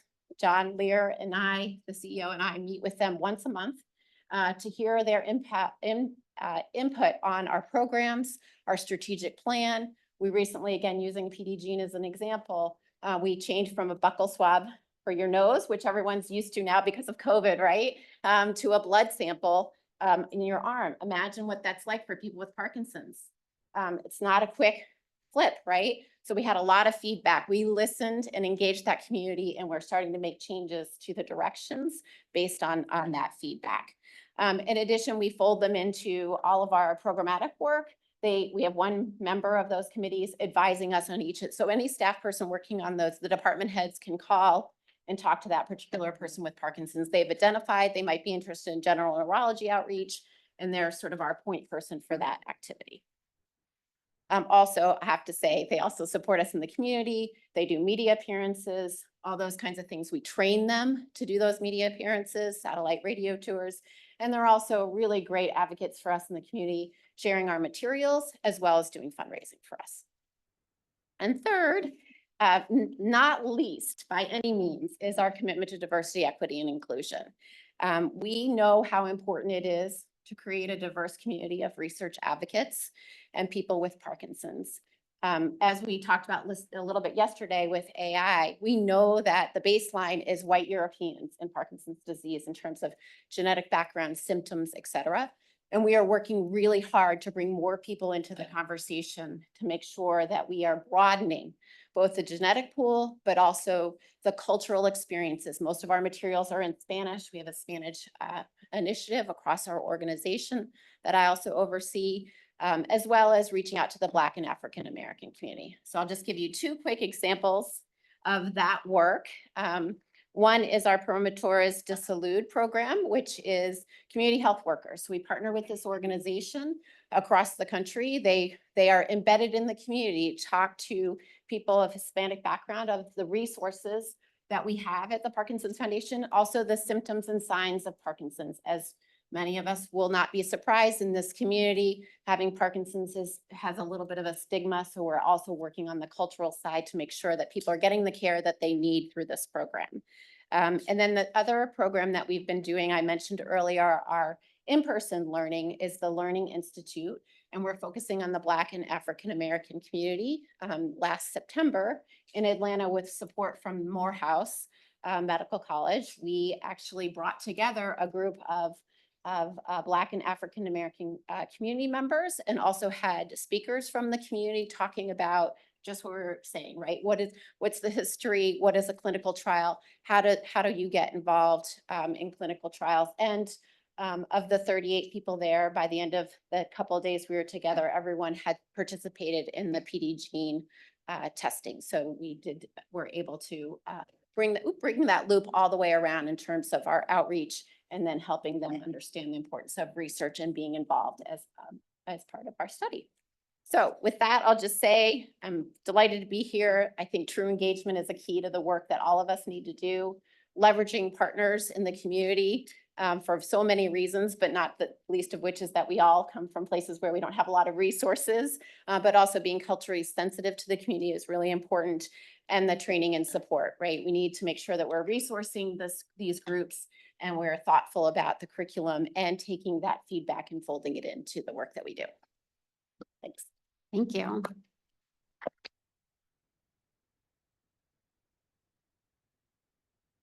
So just a reminder, we'll have discussion at the end. So write down those questions and then your comments. Next speaker is Ian. Hi, everyone. My name is Ian Burkhart. I am the president of the North American Spinal Cord Injury Consortium. I'd first like to thank the organizers there at NINDS for offering this opportunity for us. And I want to send my condolences and apologies for not being there in person. I know that it's fantastic to be able to network with all of you there. And I know we have some of our organization partners there in person with the Neurotech Institute, and then also folks from the Reeve organization that I saw were previously online. But I'd like to just share a little bit about what we do at NASCIC. And we are a grassroots organization that really was created by individuals with lived experience. Our mission is to bring about unified achievements in research, care, cure, and policy by supporting collaborative efforts across the spinal cord injury community. And we really decided to put our first flag in the ground when the organization was formed about 6 or 7 years ago, with focusing on research and getting individuals engaged in research, not just as research participants and being the guinea pigs of the research, but actually helping drive that research and making sure it's research that is focusing on issues the community wants and that is really important to the community.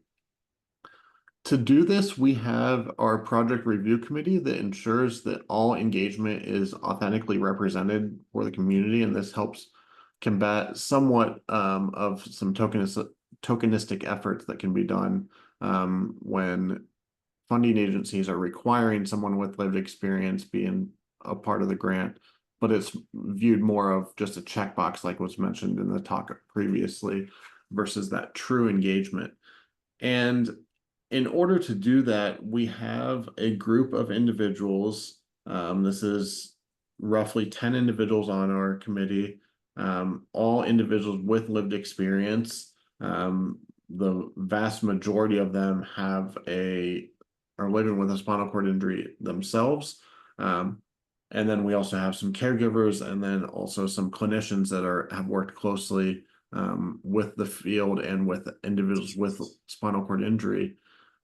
And they review any application that we get from academic and industry partners in order to bring together individuals to make sure that these projects are something that the community itself wants. Previously, there's a lot of kind of misconceived perceptions about what individuals with spinal cord injury really care about. Everyone, not everyone, but a lot of the general public see it as, oh, they just want to get out of their wheelchairs and walk again. And, there's a lot of other secondary conditions that really lead to very much challenging your independence and your everyday quality of life that aren't related to mobility. So that our project review committee makes sure that these projects all kind of align with our mission and that they are something that the community itself would want. Additionally to the project review committee, we have our spinal cord injury research advocacy course. And this is an educational platform that we launched last year that really is able to allow advocates and researchers to be on a level playing field. It's a great way that we can prepare our constituents to be good advisors to industry, science, and research and other partners, because it equips individuals with lived experience to have the right knowledge to educate and advocate for other individuals with spinal cord injury. So the course itself, it consists of multiple modules, and it teaches someone with a spinal cord injury or a caregiver all about the research process so that they feel like they are educated enough to understand and speak at a high level to researchers about what the community wants. Also, there's a portion of the course that teaches researchers about what it's like living with a spinal cord injury, to really balance that playing field once again, so we can be on the same level field and make sure that everyone understands where each party is coming from, to better work together. Additionally, in order to, once we approve these projects and find good projects, we have our project engagement database that allows for matching of advocates. So a lot of these projects that we do revolves around building a community advisory board for each individual project, which we like to form a diverse group of individuals based on all sorts of demographics, but mostly around the level of spinal cord injury and also the interest of that particular project and what it's trying to solve, to make sure that the advocates are going to be passionate about that project and it's something that they feel really knowledgeable about.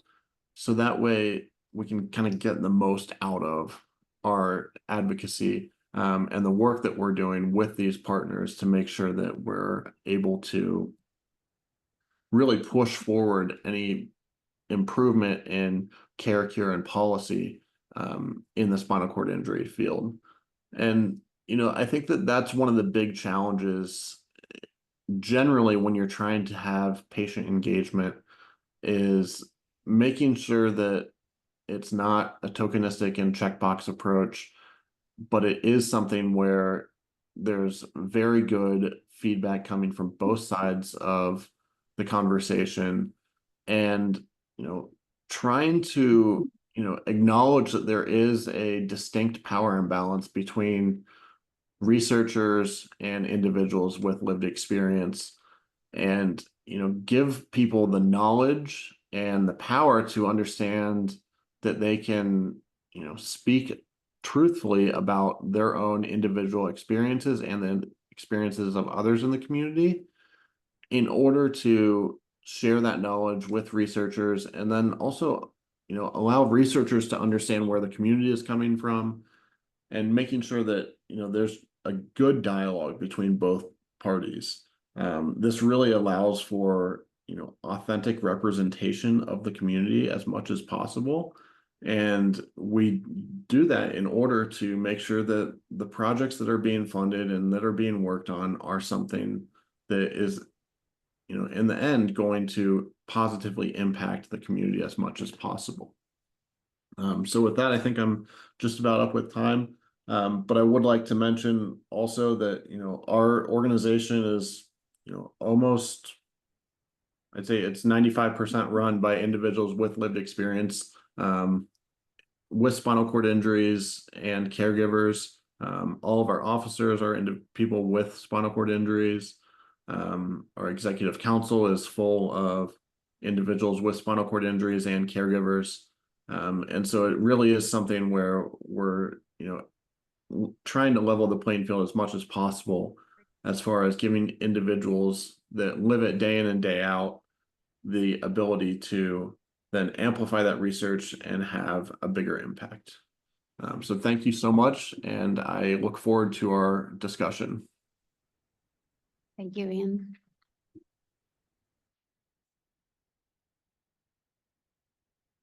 And our final panelist is Lauren. Okay, hi everyone. You're almost there, right? All right. So I want to thank the NINDS organizers and my favorite nonprofit organization, the Association for Frontotemporal Degeneration, the AFTD. So two of my favorite people, Penny and Susan, are here today. I'm just so thankful for the invitation to come here to speak about our newly created Research Ambassador Program. We just launched this program in June. So I'm going to talk about this process. I'm Lauren Massimo, and I co-direct the Penn Frontotemporal Degeneration Center at the University of Pennsylvania, which is one of the largest centers in the United States that's dedicated to research and clinical care for persons with frontotemporal degeneration or FTD. I'm an academic researcher. I'm not from a nonprofit, not from a patient advocacy group, but I do consider myself a strong patient advocate. So some of you may know that FTD is a neurodegenerative condition, and as the name implies, it causes disease in the frontal and temporal lobes of the brain. It's an early onset form of dementia affecting people in their 50s and 60s. And for people under the age of 60, it's the most common form of dementia. Patients with FTD can present with a range of clinical symptoms from drastic personality changes, changes in behavior. They can have difficulty with speech and language, and we can see motor impairment. So you can see that there is a wide variation in the different types of clinical symptoms that individuals with FTD may have. And because these symptoms aren't the typical symptoms that people present with when we think of dementia, individuals with FTD are often underdiagnosed for many years. Unfortunately, FTD is a life-limiting illness, and there currently is no way to prevent or to slow FTD, but the research in FTD is really rapidly advancing. So for nearly 20 years, the University of Pennsylvania FTD Center has been working to educate the community, both locally in the Philadelphia area and nationally, about early onset dementia, so we can raise awareness and we can increase research participation. The Penn FTD Center expertise ranges from studies of clinical pathological nature, biomarker discovery, genetics, neuroimaging, neuropsychology, and cognitive neuroscience investigations of language and of social behavior. And the idea is that we're all working towards, all these studies are working towards a cure for FTD. We also participate in large consortia study, like the All FTD Initiative.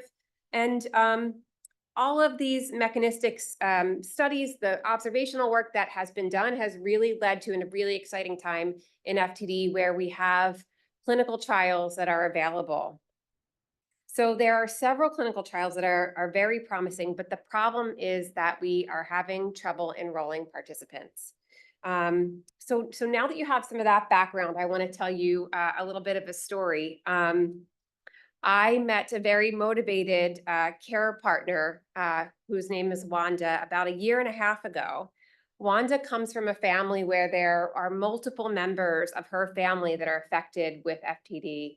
So their family has a genetic form of FTD. And Wanda is a fierce advocate for FTD. Her motto is, I live my life with goals. And boy, does she. When I met Wanda, I knew that we were going to start working on things. And one of the things that she mentioned to me is that there are persons with lived experience out there that are really hungry for research information. And she convinced me that we need to help persons with lived experience to be better consumers of research. And so Wanda mentioned that she attended an ALS Clinical Research Learning Institute and that she wanted to do this for FTD. And I was so touched and so motivated by Wanda that I couldn't say no. By doing this, our vision was to really generate a pipeline of FTD research ambassadors who would go into their own networks, their own communities, spread the word about FTD research, increase awareness around FTD, and engage with the NIH, engage with industry sponsors and regulators about the challenges and the opinions that they have that's related to research. So our goal was to create the FTD Clinical Research Learning Institute to empower those with lived experiences to be their own advocates in the field of FTD. And we did this by educating them on the clinical research process, I think probably similar to your program. I strongly believe that we are better together. So there was a team of us that developed this program. So it was, of course, Wanda, it was myself, and then we partnered with the Association for Frontotemporal Degeneration. So we had, again, academia, we had a patient advocacy group, and then we had a person with lived experience. We really are a team, and I really am representing that team. The Clinical Research Learning Institute program was modeled after other research ambassador programs that are in the clinical research field, such as the ALS Clinical Research Learning Institute that's organized by the Northeast ALS Consortium, the NEALS consortium. And the ALS Clinical Research Learning Institute has been hugely successful. They've been doing this since 2011. And so we thought, why recreate the wheel? Let's tap into what we know works. And so I want to just give a shout out to Dr. Richard Bedlack, who was so gracious with his time. He met with Wanda and I. He shared his experiences, what he's learned from developing the program over, 10 plus years. And then he generously shared his materials with us. So again, I think that was really huge for us to get this program launched. A little bit about the process. We really viewed this as a pilot program. We wanted to see if there was going to be interest. We thought that there was. We wanted to demonstrate there was going to be interest. We wanted to make sure that this was going to be feasible to do. So the search for ambassadors began in January 2024 with a call for applications. And the application portal was open for a month. We received 70 applications from individuals from the United States, from Canada, India, and Australia. So there was a need. People wanted to do this program. We ultimately ended up selecting just 12 individuals. Again, this was really a pilot program. We did not have any funding to do this program. So this was really, we needed to keep it on a smaller scale. The participants were notified in March of their selection, and then we had a virtual program in June.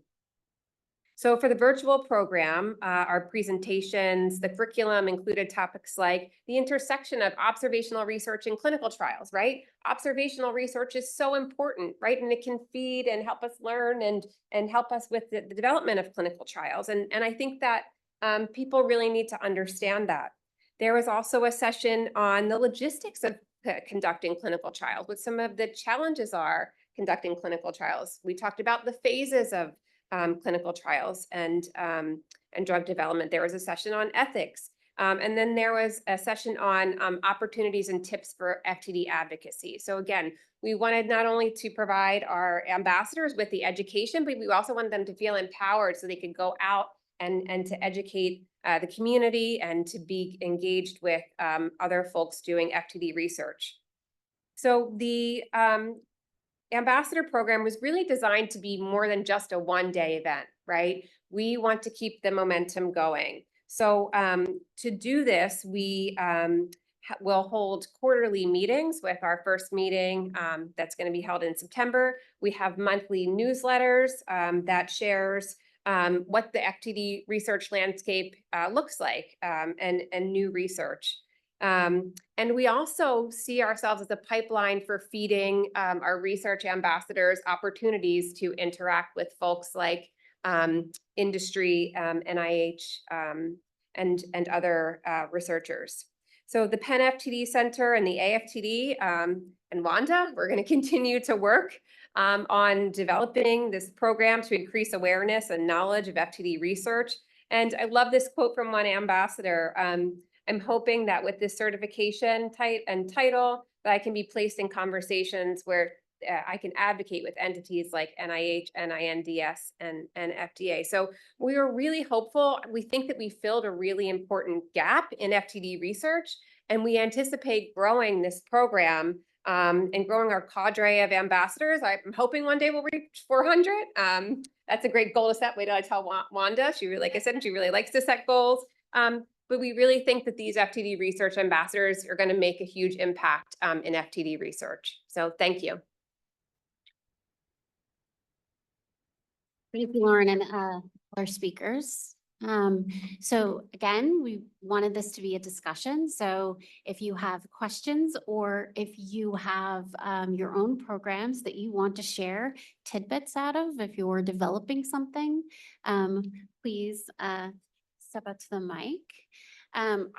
Jen actually provided me with some really great questions that I'll start out with.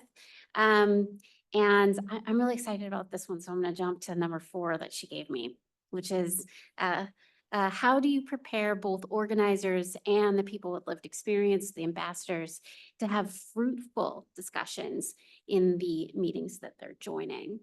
So if any of the speakers have thoughts on that, or if the audience has thoughts on that. I think it's similar, right? Just like Lauren was saying, I think it's really important to empower them, to educate them so they understand the process.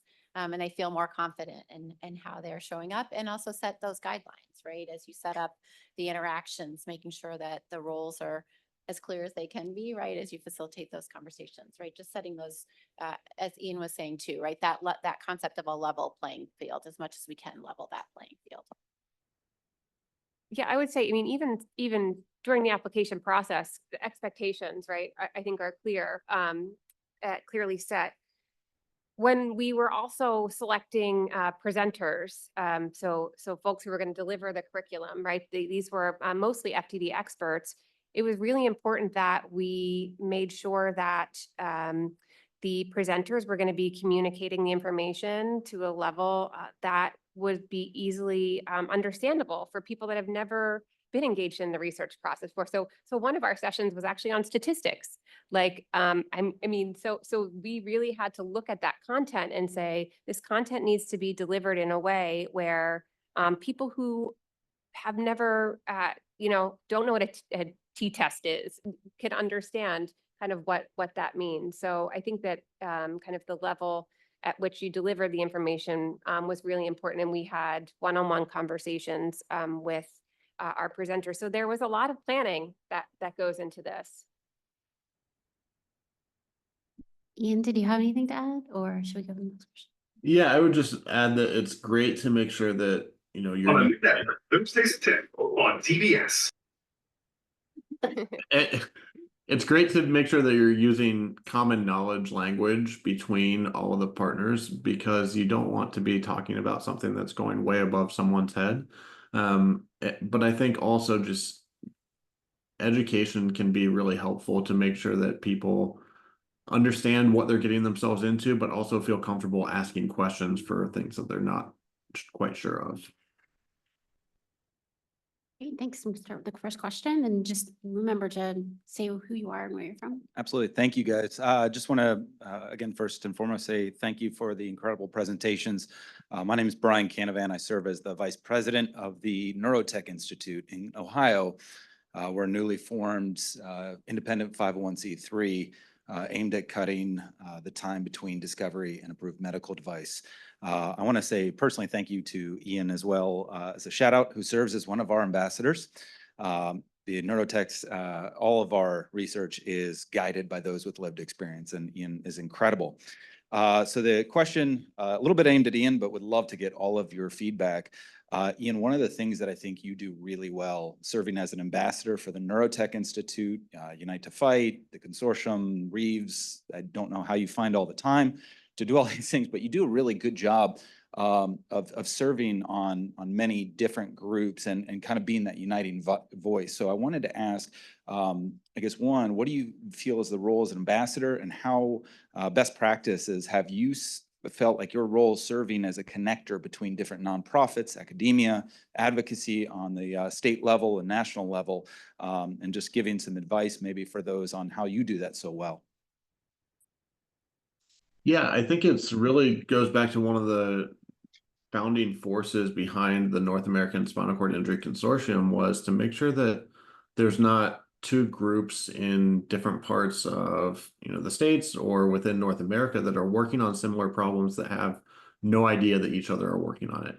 And the whole kind of idea is to we don't need to reinvent the wheel every time and start from scratch every single time we're focusing on a program. We want to leverage everything that we've been able to do in the past to make sure that things are going forward in a right manner, and also that they can be translated quicker, because the mantra within the spinal cord injury community is, and it's now somewhat of a joke, is, oh, just wait 5 more years, there'll be a cure.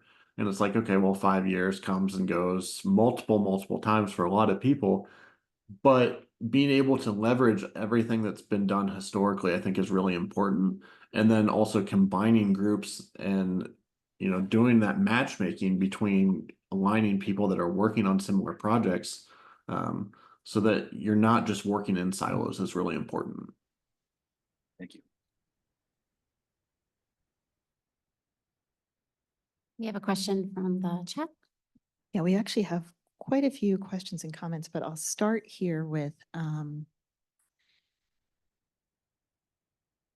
this is Katie, Richard or Richard.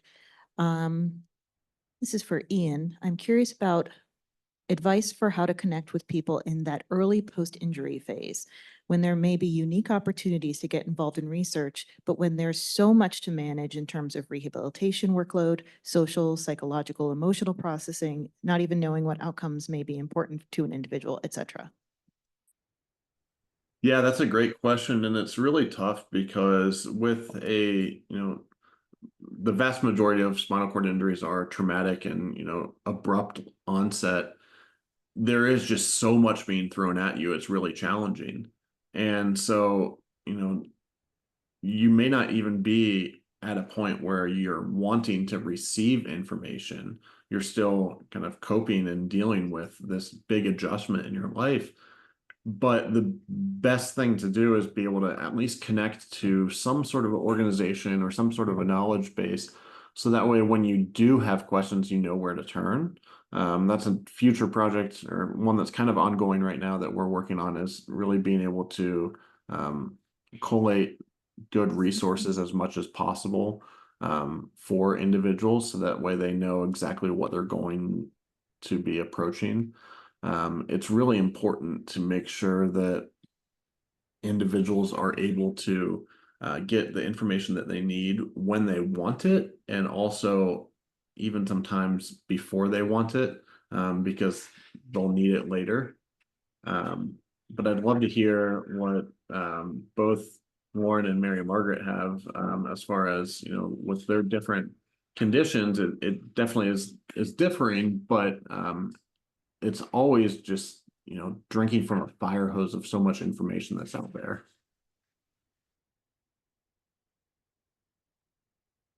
I agree, Ian. I appreciate that. I mean, one of the efforts we have is newly diagnosed outreach program. So again, to your point, Ian, there's a lot of information when you're newly diagnosed with Parkinson's disease. There's a lot of things coming at you. Similarly, I would expect a little bit, Ian. And I think it's providing the information and the resources. So it's sort of the living with the lived experience can take advantage of those resources when they're ready. So helping them understand what is available and ways that they can navigate that diagnosis and what's next. And, hopefully that opportunity to be more active as they work through that first sort of 6 to 12 months of that diagnosis, knowing that there are opportunities for them to advocate and be more engaged if that's a way that they want to tackle their diagnosis and the disease.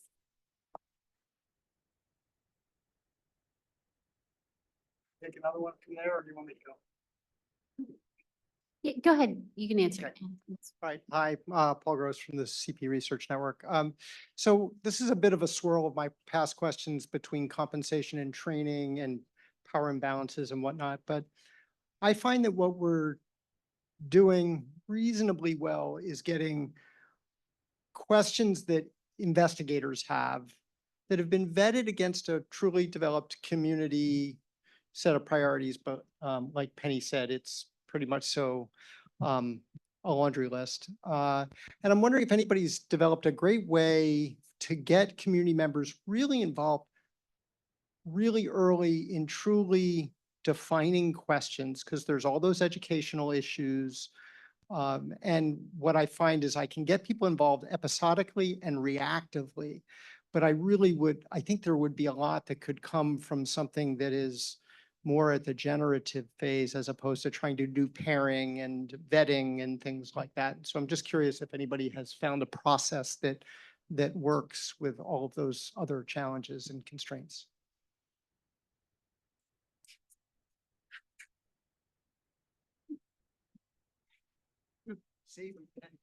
I don't think I can save you, but I would say that it's a huge challenge, right? I think long-term engagement of community members, including from families who've been affected, not just in the immediacy of when they're first hit by a disease, but long-term, being willing to bring in caregivers who've maybe gone through an initial trauma and want to give back to the community, but then are willing to learn and engage long-term. I was also really impressed with what Lauren led about training people, not just, I mean, some of the curriculum in that program going into statistics, right? This isn't about just listening from what your story is. This is about empowering people with the information and tools so that they can be more effective partners in that space. And it was a narrow number of people. And I think there's a question of how much you can also scale up, because you can't have that many folks engaged just in terms of the magnitude of effort that it can involve both on them as well as on the folks wanting to receive it. But I was really impressed with what you guys said. I'll add too, that we at NINDS have gained immensely from working with ambassadors from these programs in exactly what you're talking about, in those conversations that are preclinical, pre-study, or very early kind of priority setting, and finding out from the community what the research priorities are. So including those people that have gone through these ambassador programs has been extremely helpful to making those conversations fruitful. So I don't know if this answers your question or not. This is Phyllis Foxworth from the Huntington's Disease Society of America. Co-principal invest on, sorry, I don't know what the issue is, on several PCORI grants where we convened academics, researchers, the patient community, the lived experience community, caregivers, for a full day workshop where ahead of time we did a systematic literature review to see what research had been done in that category.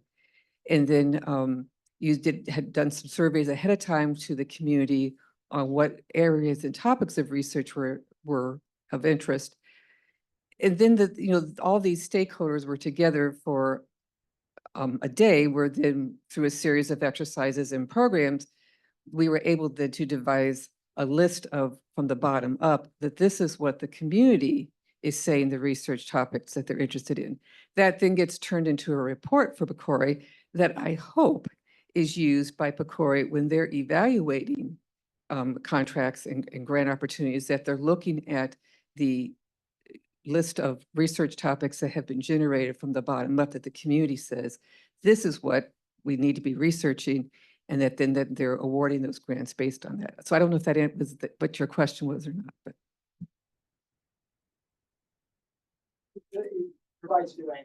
Yeah. Diane, do you have another? Yes, we have a question from Tracy Wheeler for Ian. Approximately what % of engagement placement are in clinical versus preclinical research? Do you use the same preparatory / matching process for both clinical and preclinical, or do you have do you have special processes to make engagement matches in highly specialized genetic, cellular, or biomedical studies? Great question, Tracy. Thank you for posing that. A lot of our engagement is mostly in clinical and clinical translational work. We do have a decent amount that's in preclinical research in the animal models, and those definitely change a little bit because the questions that are being asked are a little bit different from the advisory board members and then to the researchers. We pretty much do use the same preparatory materials within our research advocacy course. We have modules both on clinical and preclinical work. But what changes is in the matchmaking process within our project engagement database, we kind of ask individuals and what they're most interested in. Because I think that just helps form better engagement. If you have someone that's really interested in the biology aspect of it, then that's something that, they're more knowledgeable about, and we try to match those up with more of the preclinical projects versus a translational project.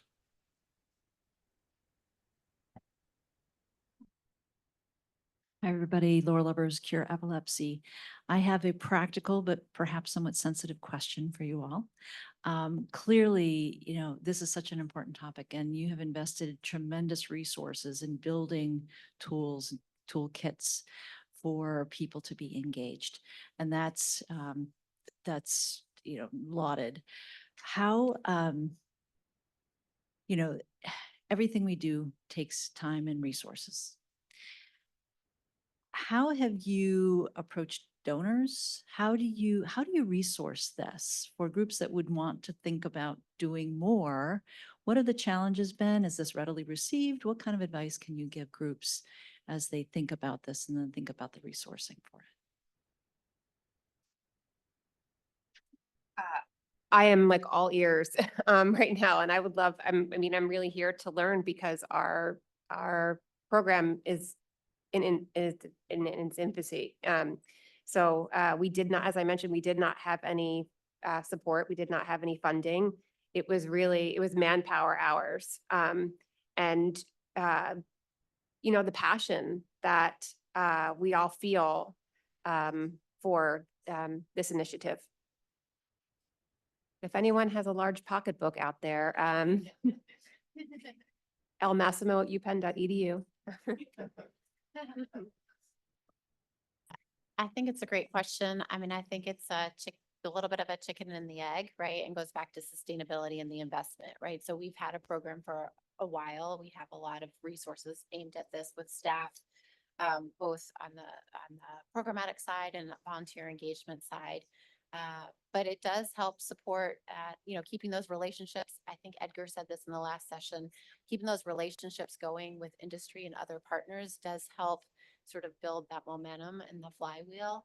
I will also say that, the work that we've been doing and that we're very proud of doing in populations of focus has actually led us to even more funding behind it. So I know it's tricky because if you don't have the resources, how do you prove that you need the resources? But I do think that once you get the program started, looking at how maybe it's even a smaller sort of approach, like a pilot approach, that you get started and get some funding around versus, there's an opportunity. And I think we're all anxious to boil the ocean, right? And figure out how to bring in so many people and really accelerate the process.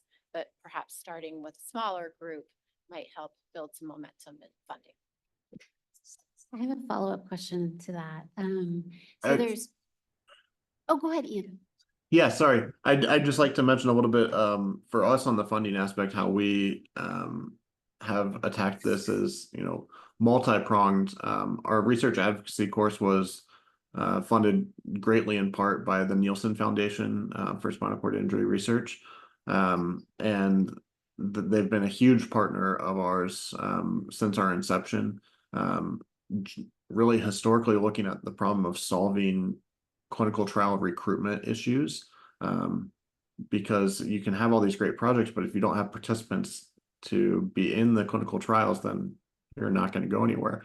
And by engaging people with lived experience early on, you're able to then create clinical trials that are attractive to individuals to participate in. Additionally, for our matchmaking and ongoing efforts there, we make sure that individuals with lived experiences are compensated for their time using the fair price calculator that was mentioned earlier for those rates. And then also there's a charge to the researchers for some overhead costs that allow us to continue on with that matchmaking, whether that be for academics or industry partners. Thank you.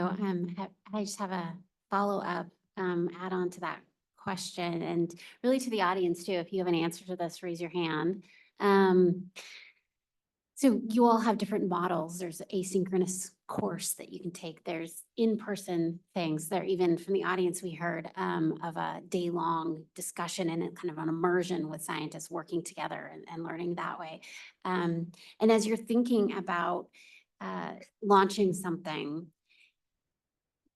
how do you choose is your platform choice based on resources? Is it based on your audience abilities? Is it based on the current climate of legislation in your towards your disorder? What is that decision based on?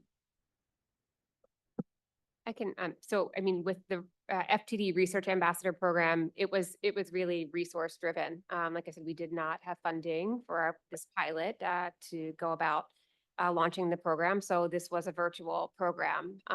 However, we conducted an evaluation after the program, and the attendees want it to be in person. They want to meet other ambassadors. They want to have in-person conversations. They want to connect with researchers in person. So our goal is to eventually do this in person.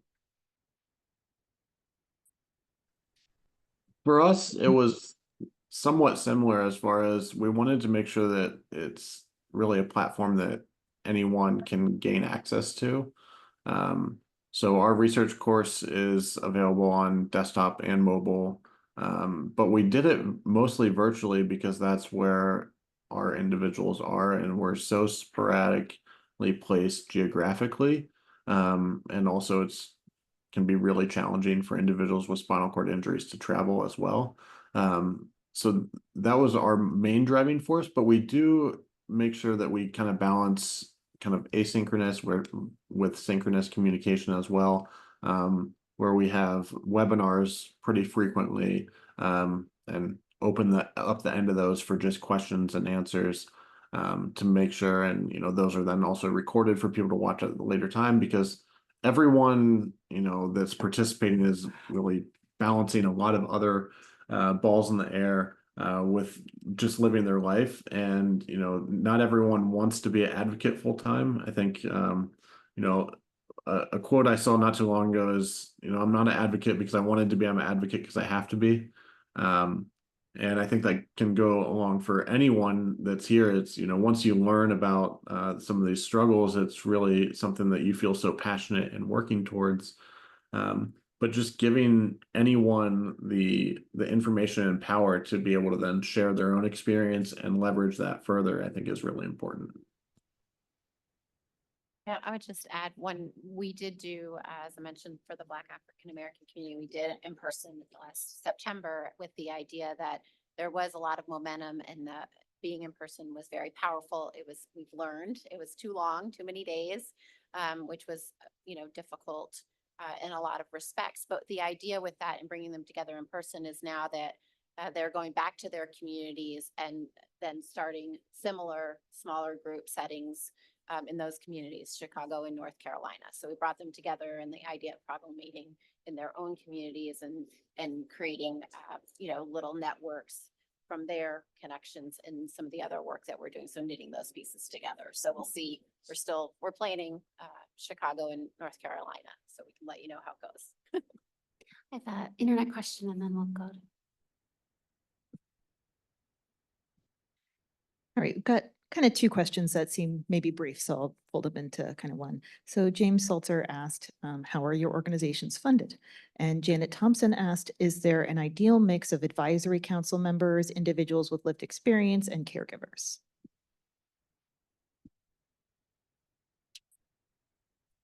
I'll take the second part of that question to start. I think there is an ideal mix, but it's not something that we can be so prescriptive about. It's going to be very nuanced and very kind of project by project or situation by situation. But I think the most important thing is just having a diverse group of individuals there. Whenever you're trying to get a limited number of advocates to kind of represent a whole disease or condition perspective, it's really challenging. And so you want to make sure that you're having diversity within those groups as much as possible, but also making sure that you're providing the most well-educated and correct advocates for that particular project. I'll just follow up as it specifically relates to the Research Ambassador Program and who we selected for the program. It was a blind. We were blinded to the names of the applicants, but we did want to make sure that we had diversity in terms of having persons with FTD that were represented in the group. FTD, we wanted to make sure that we had our various subtypes of FTD. We wanted to make sure that we had representation of people with behavioral variant frontotemporal degeneration and the primary progressive aphasia. We wanted to make sure that we had a distribution of spousal caregivers and caregivers who were children. We also had quite a few persons who were from families of genetic families, and that some of those individuals were pre-symptomatic. So we tried to have diverse representation in our applicants. Yeah, similar for us. I mean, I think it's super important, both the points that Lauren and Ian are making. Certainly for one group that's easy for me to explain is the PPAC group, the People with Parkinson's Advisory Council. About a third of those folks are care partners. They could be adult children or spouses. And then we're very, as Ian said, we're very intentional from a geography standpoint, experience standpoint, how far along they are within their, from their initial diagnosis, what their ethnic and racial background is, et cetera. So we also have a very intense screening process where, there's an application and we interview all the finalists before they are assigned or are put on the committee. We had about 80 people apply this past year, and we filled 6 spots of the 15. So it's fairly competitive process for making sure that we're filling some of those commitments that we have internally around diversity, equity, and inclusion. I'd love to hear how you match the training and the recruitment with follow-on action items for the people who go through the training. And I'm just reflecting on a couple aspects of how many different use cases were described earlier this morning in the places where patient voices can be or caregiver voices can be so important, as well as on the other side, the stuff that wasn't discussed, like training folks to come here to the NIH, right? Training folks to go to the Hill to advocate for more attention to what your community needs. So, and the risk of having people go through training and then not having follow-on things for them to do. Because that is also like, if the research space isn't quite matured enough that there's actually that appetite for continued real in-depth engagement, where you almost backfire. You get people all jazzed up and trained, and then we got one opportunity for you in a year, and that might not be enough. So just curious on that goal connection there.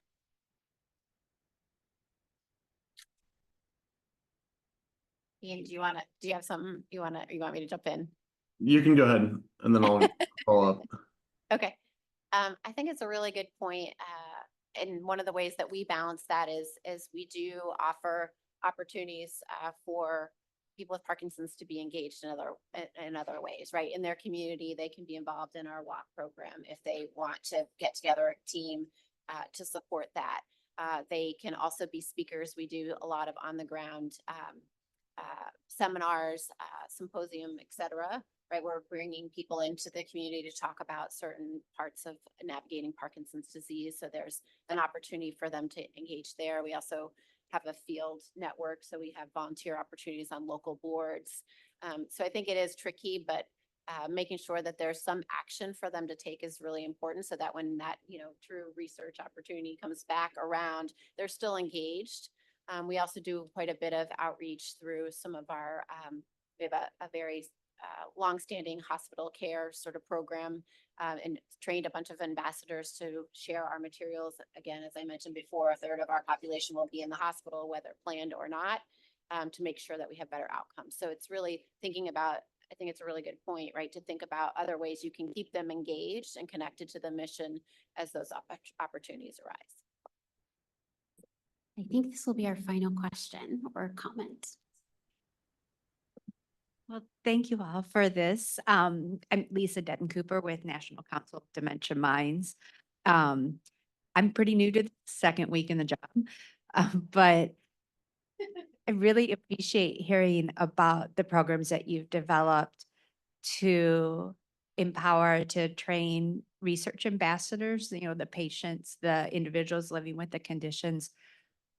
Have you kind of on the other side developed any sorts of toolkits or guidance for researchers to be more effective in including like people with FTD, any sorts of best practices as far as making sure that the information that they receive and review is something that is in a format that they can read, to make sure that, say, they get enough reminders of meetings and things like that. Kind of the flip side, you train the person living with, but are you also training or developing protocols for the researchers? Not specifically through our research ambassador, but the Association for Frontotemporal Degeneration is definitely doing that. And I think that that's what's so wonderful about the program that we've developed, is that we, at the University of Pennsylvania academic setting, partner very closely with the Association for Frontotemporal Degeneration. And I think that is really key. Yeah, we've certainly added parts to our training course that are geared directly towards researchers to understand the condition fully, and making sure that they understand, where someone's coming from, what those issues can withhold, and then kind of both to answer your question and also the previous question too. We, after every engagement, we do a post survey to both the advisors that we put on an advisory board for the individuals with lived experience, and then also the researchers, to make sure that they gained what they thought what they were going to gain from the project, and that everything went, to kind of the conditions that they were understood of.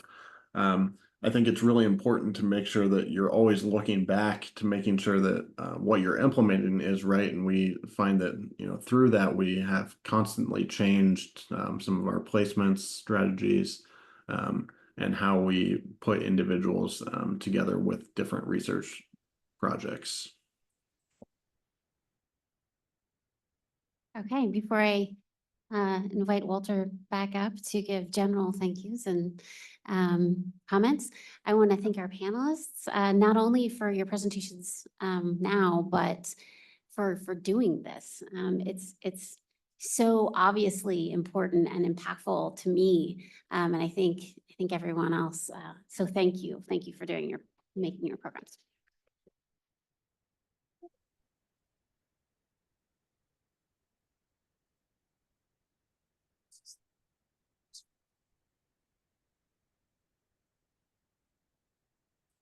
Well, I think we covered a lot of waterfront here. I don't know if everyone is as emotionally drained and intellectually drained as I am, but I think it's a testimony to the fact that, people are developing together a sense of, what the problems are, how we can solve them, and really talking very honestly here.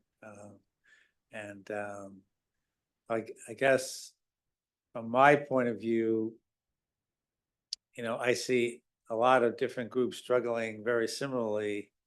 And the question is, we have this meeting, but it seems like there's a lot of things that maybe we could try and think about organizing to help each other, throughout the year.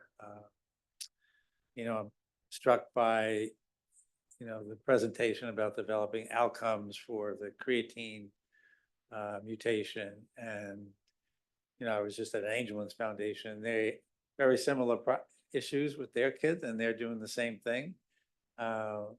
So I wonder whether, we're not all in the same boats, but we're all kind of going the same place, and some of us in the same boat. So I'm just wondering whether, we could organize something for when people have projects, might be able to float them out there and see if anybody else wants to jump on the project with them, either to learn or to contribute.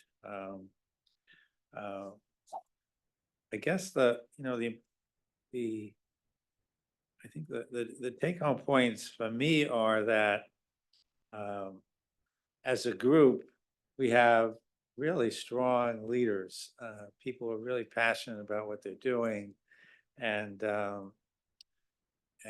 think there's a think there's a good feeling and vibe among the groups. Gets back to the issue of silos. So what we're all trying to do to get to that goal is we have to work through all these bunch of different silos. We have this ecosystem, which, we see and haven't been represented here very much. The people who are in the laboratories working on, the mechanism of diseases and trying to figure out if this target's going to work or that target.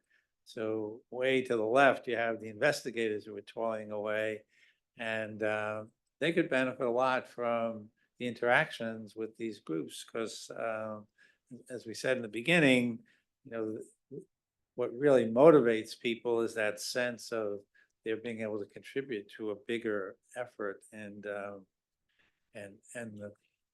the effort is all focused on the people who have the disorders or the caregivers or the people taking care of the folks with disorders. So I think even bridging those silos would be really important, and maybe something we could think about doing.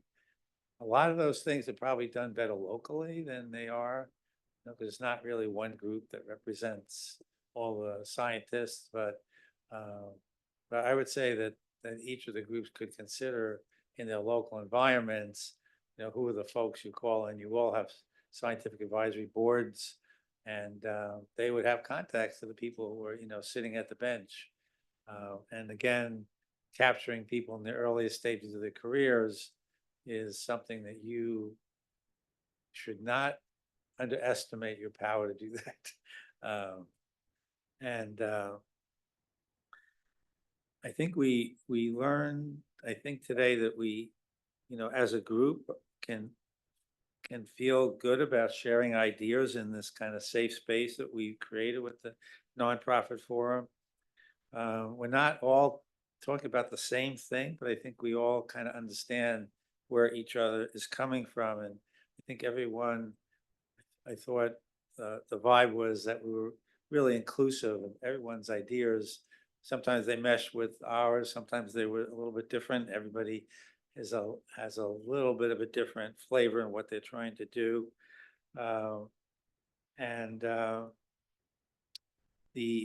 The ecosystem, we have pieces here. The other parts of the ecosystem are the actual professionals who are taking care of the patients, the caregivers.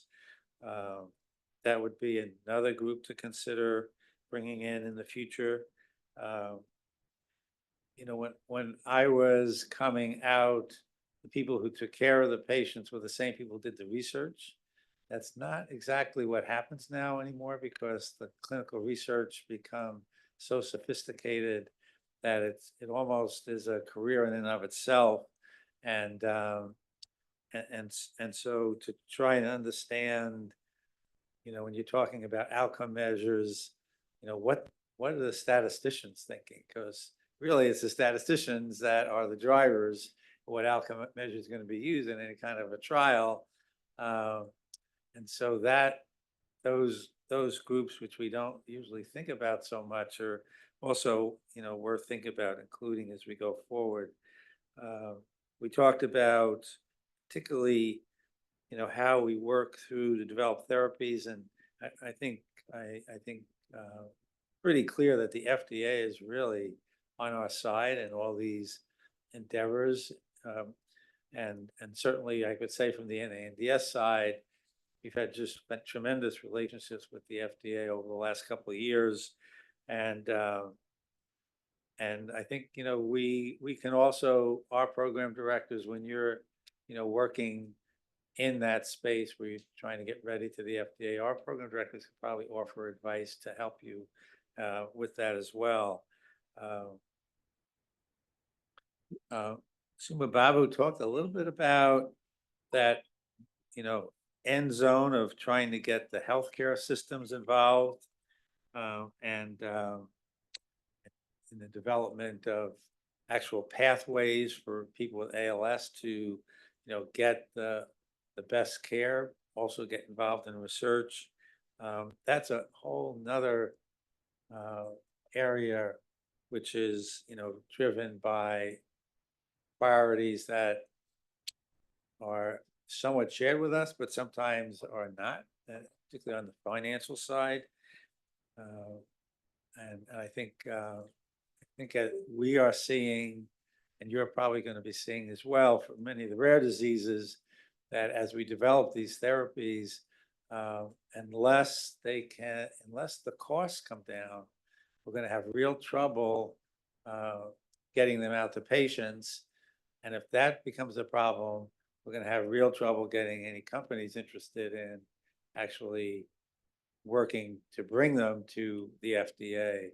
So I think that's something we got to think about. There's a really interesting article that came out in Nature, I think it was just this week or last week, about how to make these genomic therapies less expensive. And I think the take-home point is that the current system we have now for commercialization is not going to work. We have to build a different kind of system. And that system, actually the node of that system may have to be nonprofits, where they take over this ability to take the INDs, work with folks to manufacture and distribute these gene therapies, particularly in the rare diseases where the company is not going to be able to make enough money for profit. So very kind of really, I think the genomic therapies get us into a completely different space that we haven't been before. And certainly for the rare diseases, this paper really points out the fact that we might need to develop a whole new infrastructure that would affect, what we do early on, but also keep our minds on what happens if we're successful, how we're going to get that gene therapy out there. People may know there's some gene therapies that are life-saving, that the companies decided they couldn't make any money, and they basically stopped making them available. So those kind of things have happened already. So I'd urge people to think about that going forward. But I think, just so impressed with the thought and actually the emotion that went into a lot of the talks over today and yesterday. So I think we're in a really good place moving forward. And I think that to think about how we can come together more, I think is probably the take-home message here. Because I think working together, we're going to be so much more effective than each of us working on our own pathway. And NINDS is kind of in this space where we can see all the partners, and we certainly do that with some of the groups, convene groups that have all parts of the ecosystem. We're still doing it on a one-off basis, and it's a scaling up, I think, which is ask people to think about how we can do that better. But NIS is really invested in moving forward with your agendas, certainly on the treatment sides. And I think all of our staff found this to be, again, a meeting that was even better than last year's meeting. So word to the new steering committee, once again, you're going to have a tough challenge in making the next year's meeting better, and maybe we have to do something in between. So thanks very much. Happy to hang around and answer any questions that people have.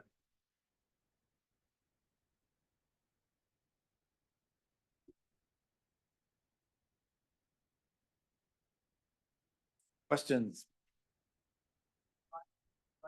So I have a question.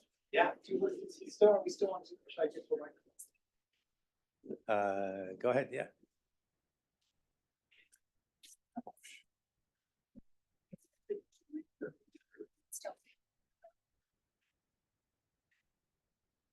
So there's an interesting aspect of cross-cutting between NINDS. And so there's Health Research Alliance, there's National Health Council, which are very broad. NIH is very broad.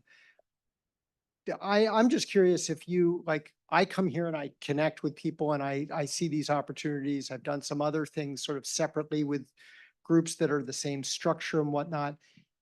Is there a thing that we can do that's an ongoing thing that is both cross-cutting this way and neurologically focused, because there is more value or a lot of value in getting the groups that are all working on the brain to get, everybody's working on patient engagement, everybody's working on these trainings and whatnot. So I'd love to figure out something that's complementary to those two other organizations that takes advantage of the juice of this meeting. So Yeah. I No, agree. I mean, I have the same feeling in my head. So I think I think if people can think about how we might work.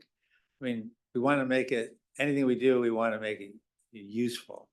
So you don't want to do it for the sake of doing it, but you want to do it if there's a goal that we can, establish, shoot for, then go to the next goal. But I think there's, I can see that there's clearly issues that might be pursued better as a group. And the question is how to do it. It's gonna call on Penny, but she stood up. I really appreciate your suggestion, and I think as well that like what is unique about this space, right? Instead we're focused on the brain in one way or another. And so there's aspects of diving into that, I think will help make sure that it is useful. And it's because for example, there's a rare disease group that the RDCRN is running, right? With lots of different advice for advocacy groups. There's the HRA, there's the National Health Council. But I do think there's certain things that's happening in the neurology space or opportunities that we're all sharing similar challenges, whether that's biomarker development and how we all respond to neurofilament or my points earlier about how might we accelerate tool development across neurology spaces, but also with outcome measures that are neurology specific. I think they're a little bit different than something like motor that you can physically measure in the same way as what is cognition, right? Like you could have whole multi-day meetings on just that one fact, and yet we're all struggling with how we measure it in a effective way. So I don't think that's really helpful, but that's my 2 cents that I think we do. If we gather more frequently, it would really need to be narrowed in on something and make it around the value that we all are seeking in the space. Because I think that's a challenge too, that we're all, every single one of us in this room is probably not getting a right work-life balance as it is. So let's make sure that it's really, really honed. Does that make sense? So, yeah. And do you think we could attack some of these things, on Zoom meetings and, topic related Zoom? Yeah. What do you think, Laura? I think that is entirely possible.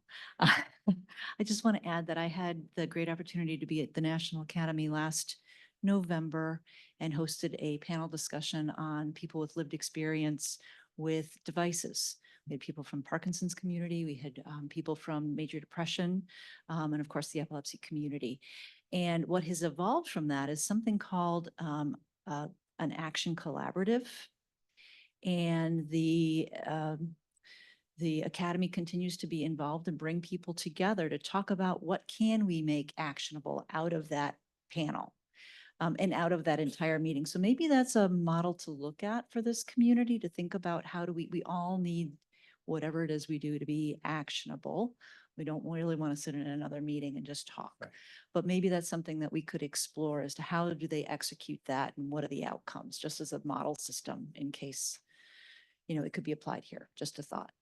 So the action collaboratory is related to the devices, or it's It separate is, issue? it was a collaborative that came out of that particular discussion that continues to keep those people together and talk. One of the big issues that we were talking about was implementation. We've got technologies and yet they're not getting to the patient. Big tough problem.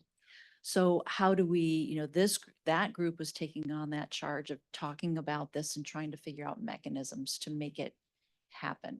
The same philosophy and same model system could be used for whatever this group comes up with. And I agree. I mean, there are biomarkers that are out there that the epilepsy community is just learning about, but other groups have been using. So where can we, perhaps it's just worth having a discussion, taking a look at what an action collaborative could look like based on what's happening at the academy.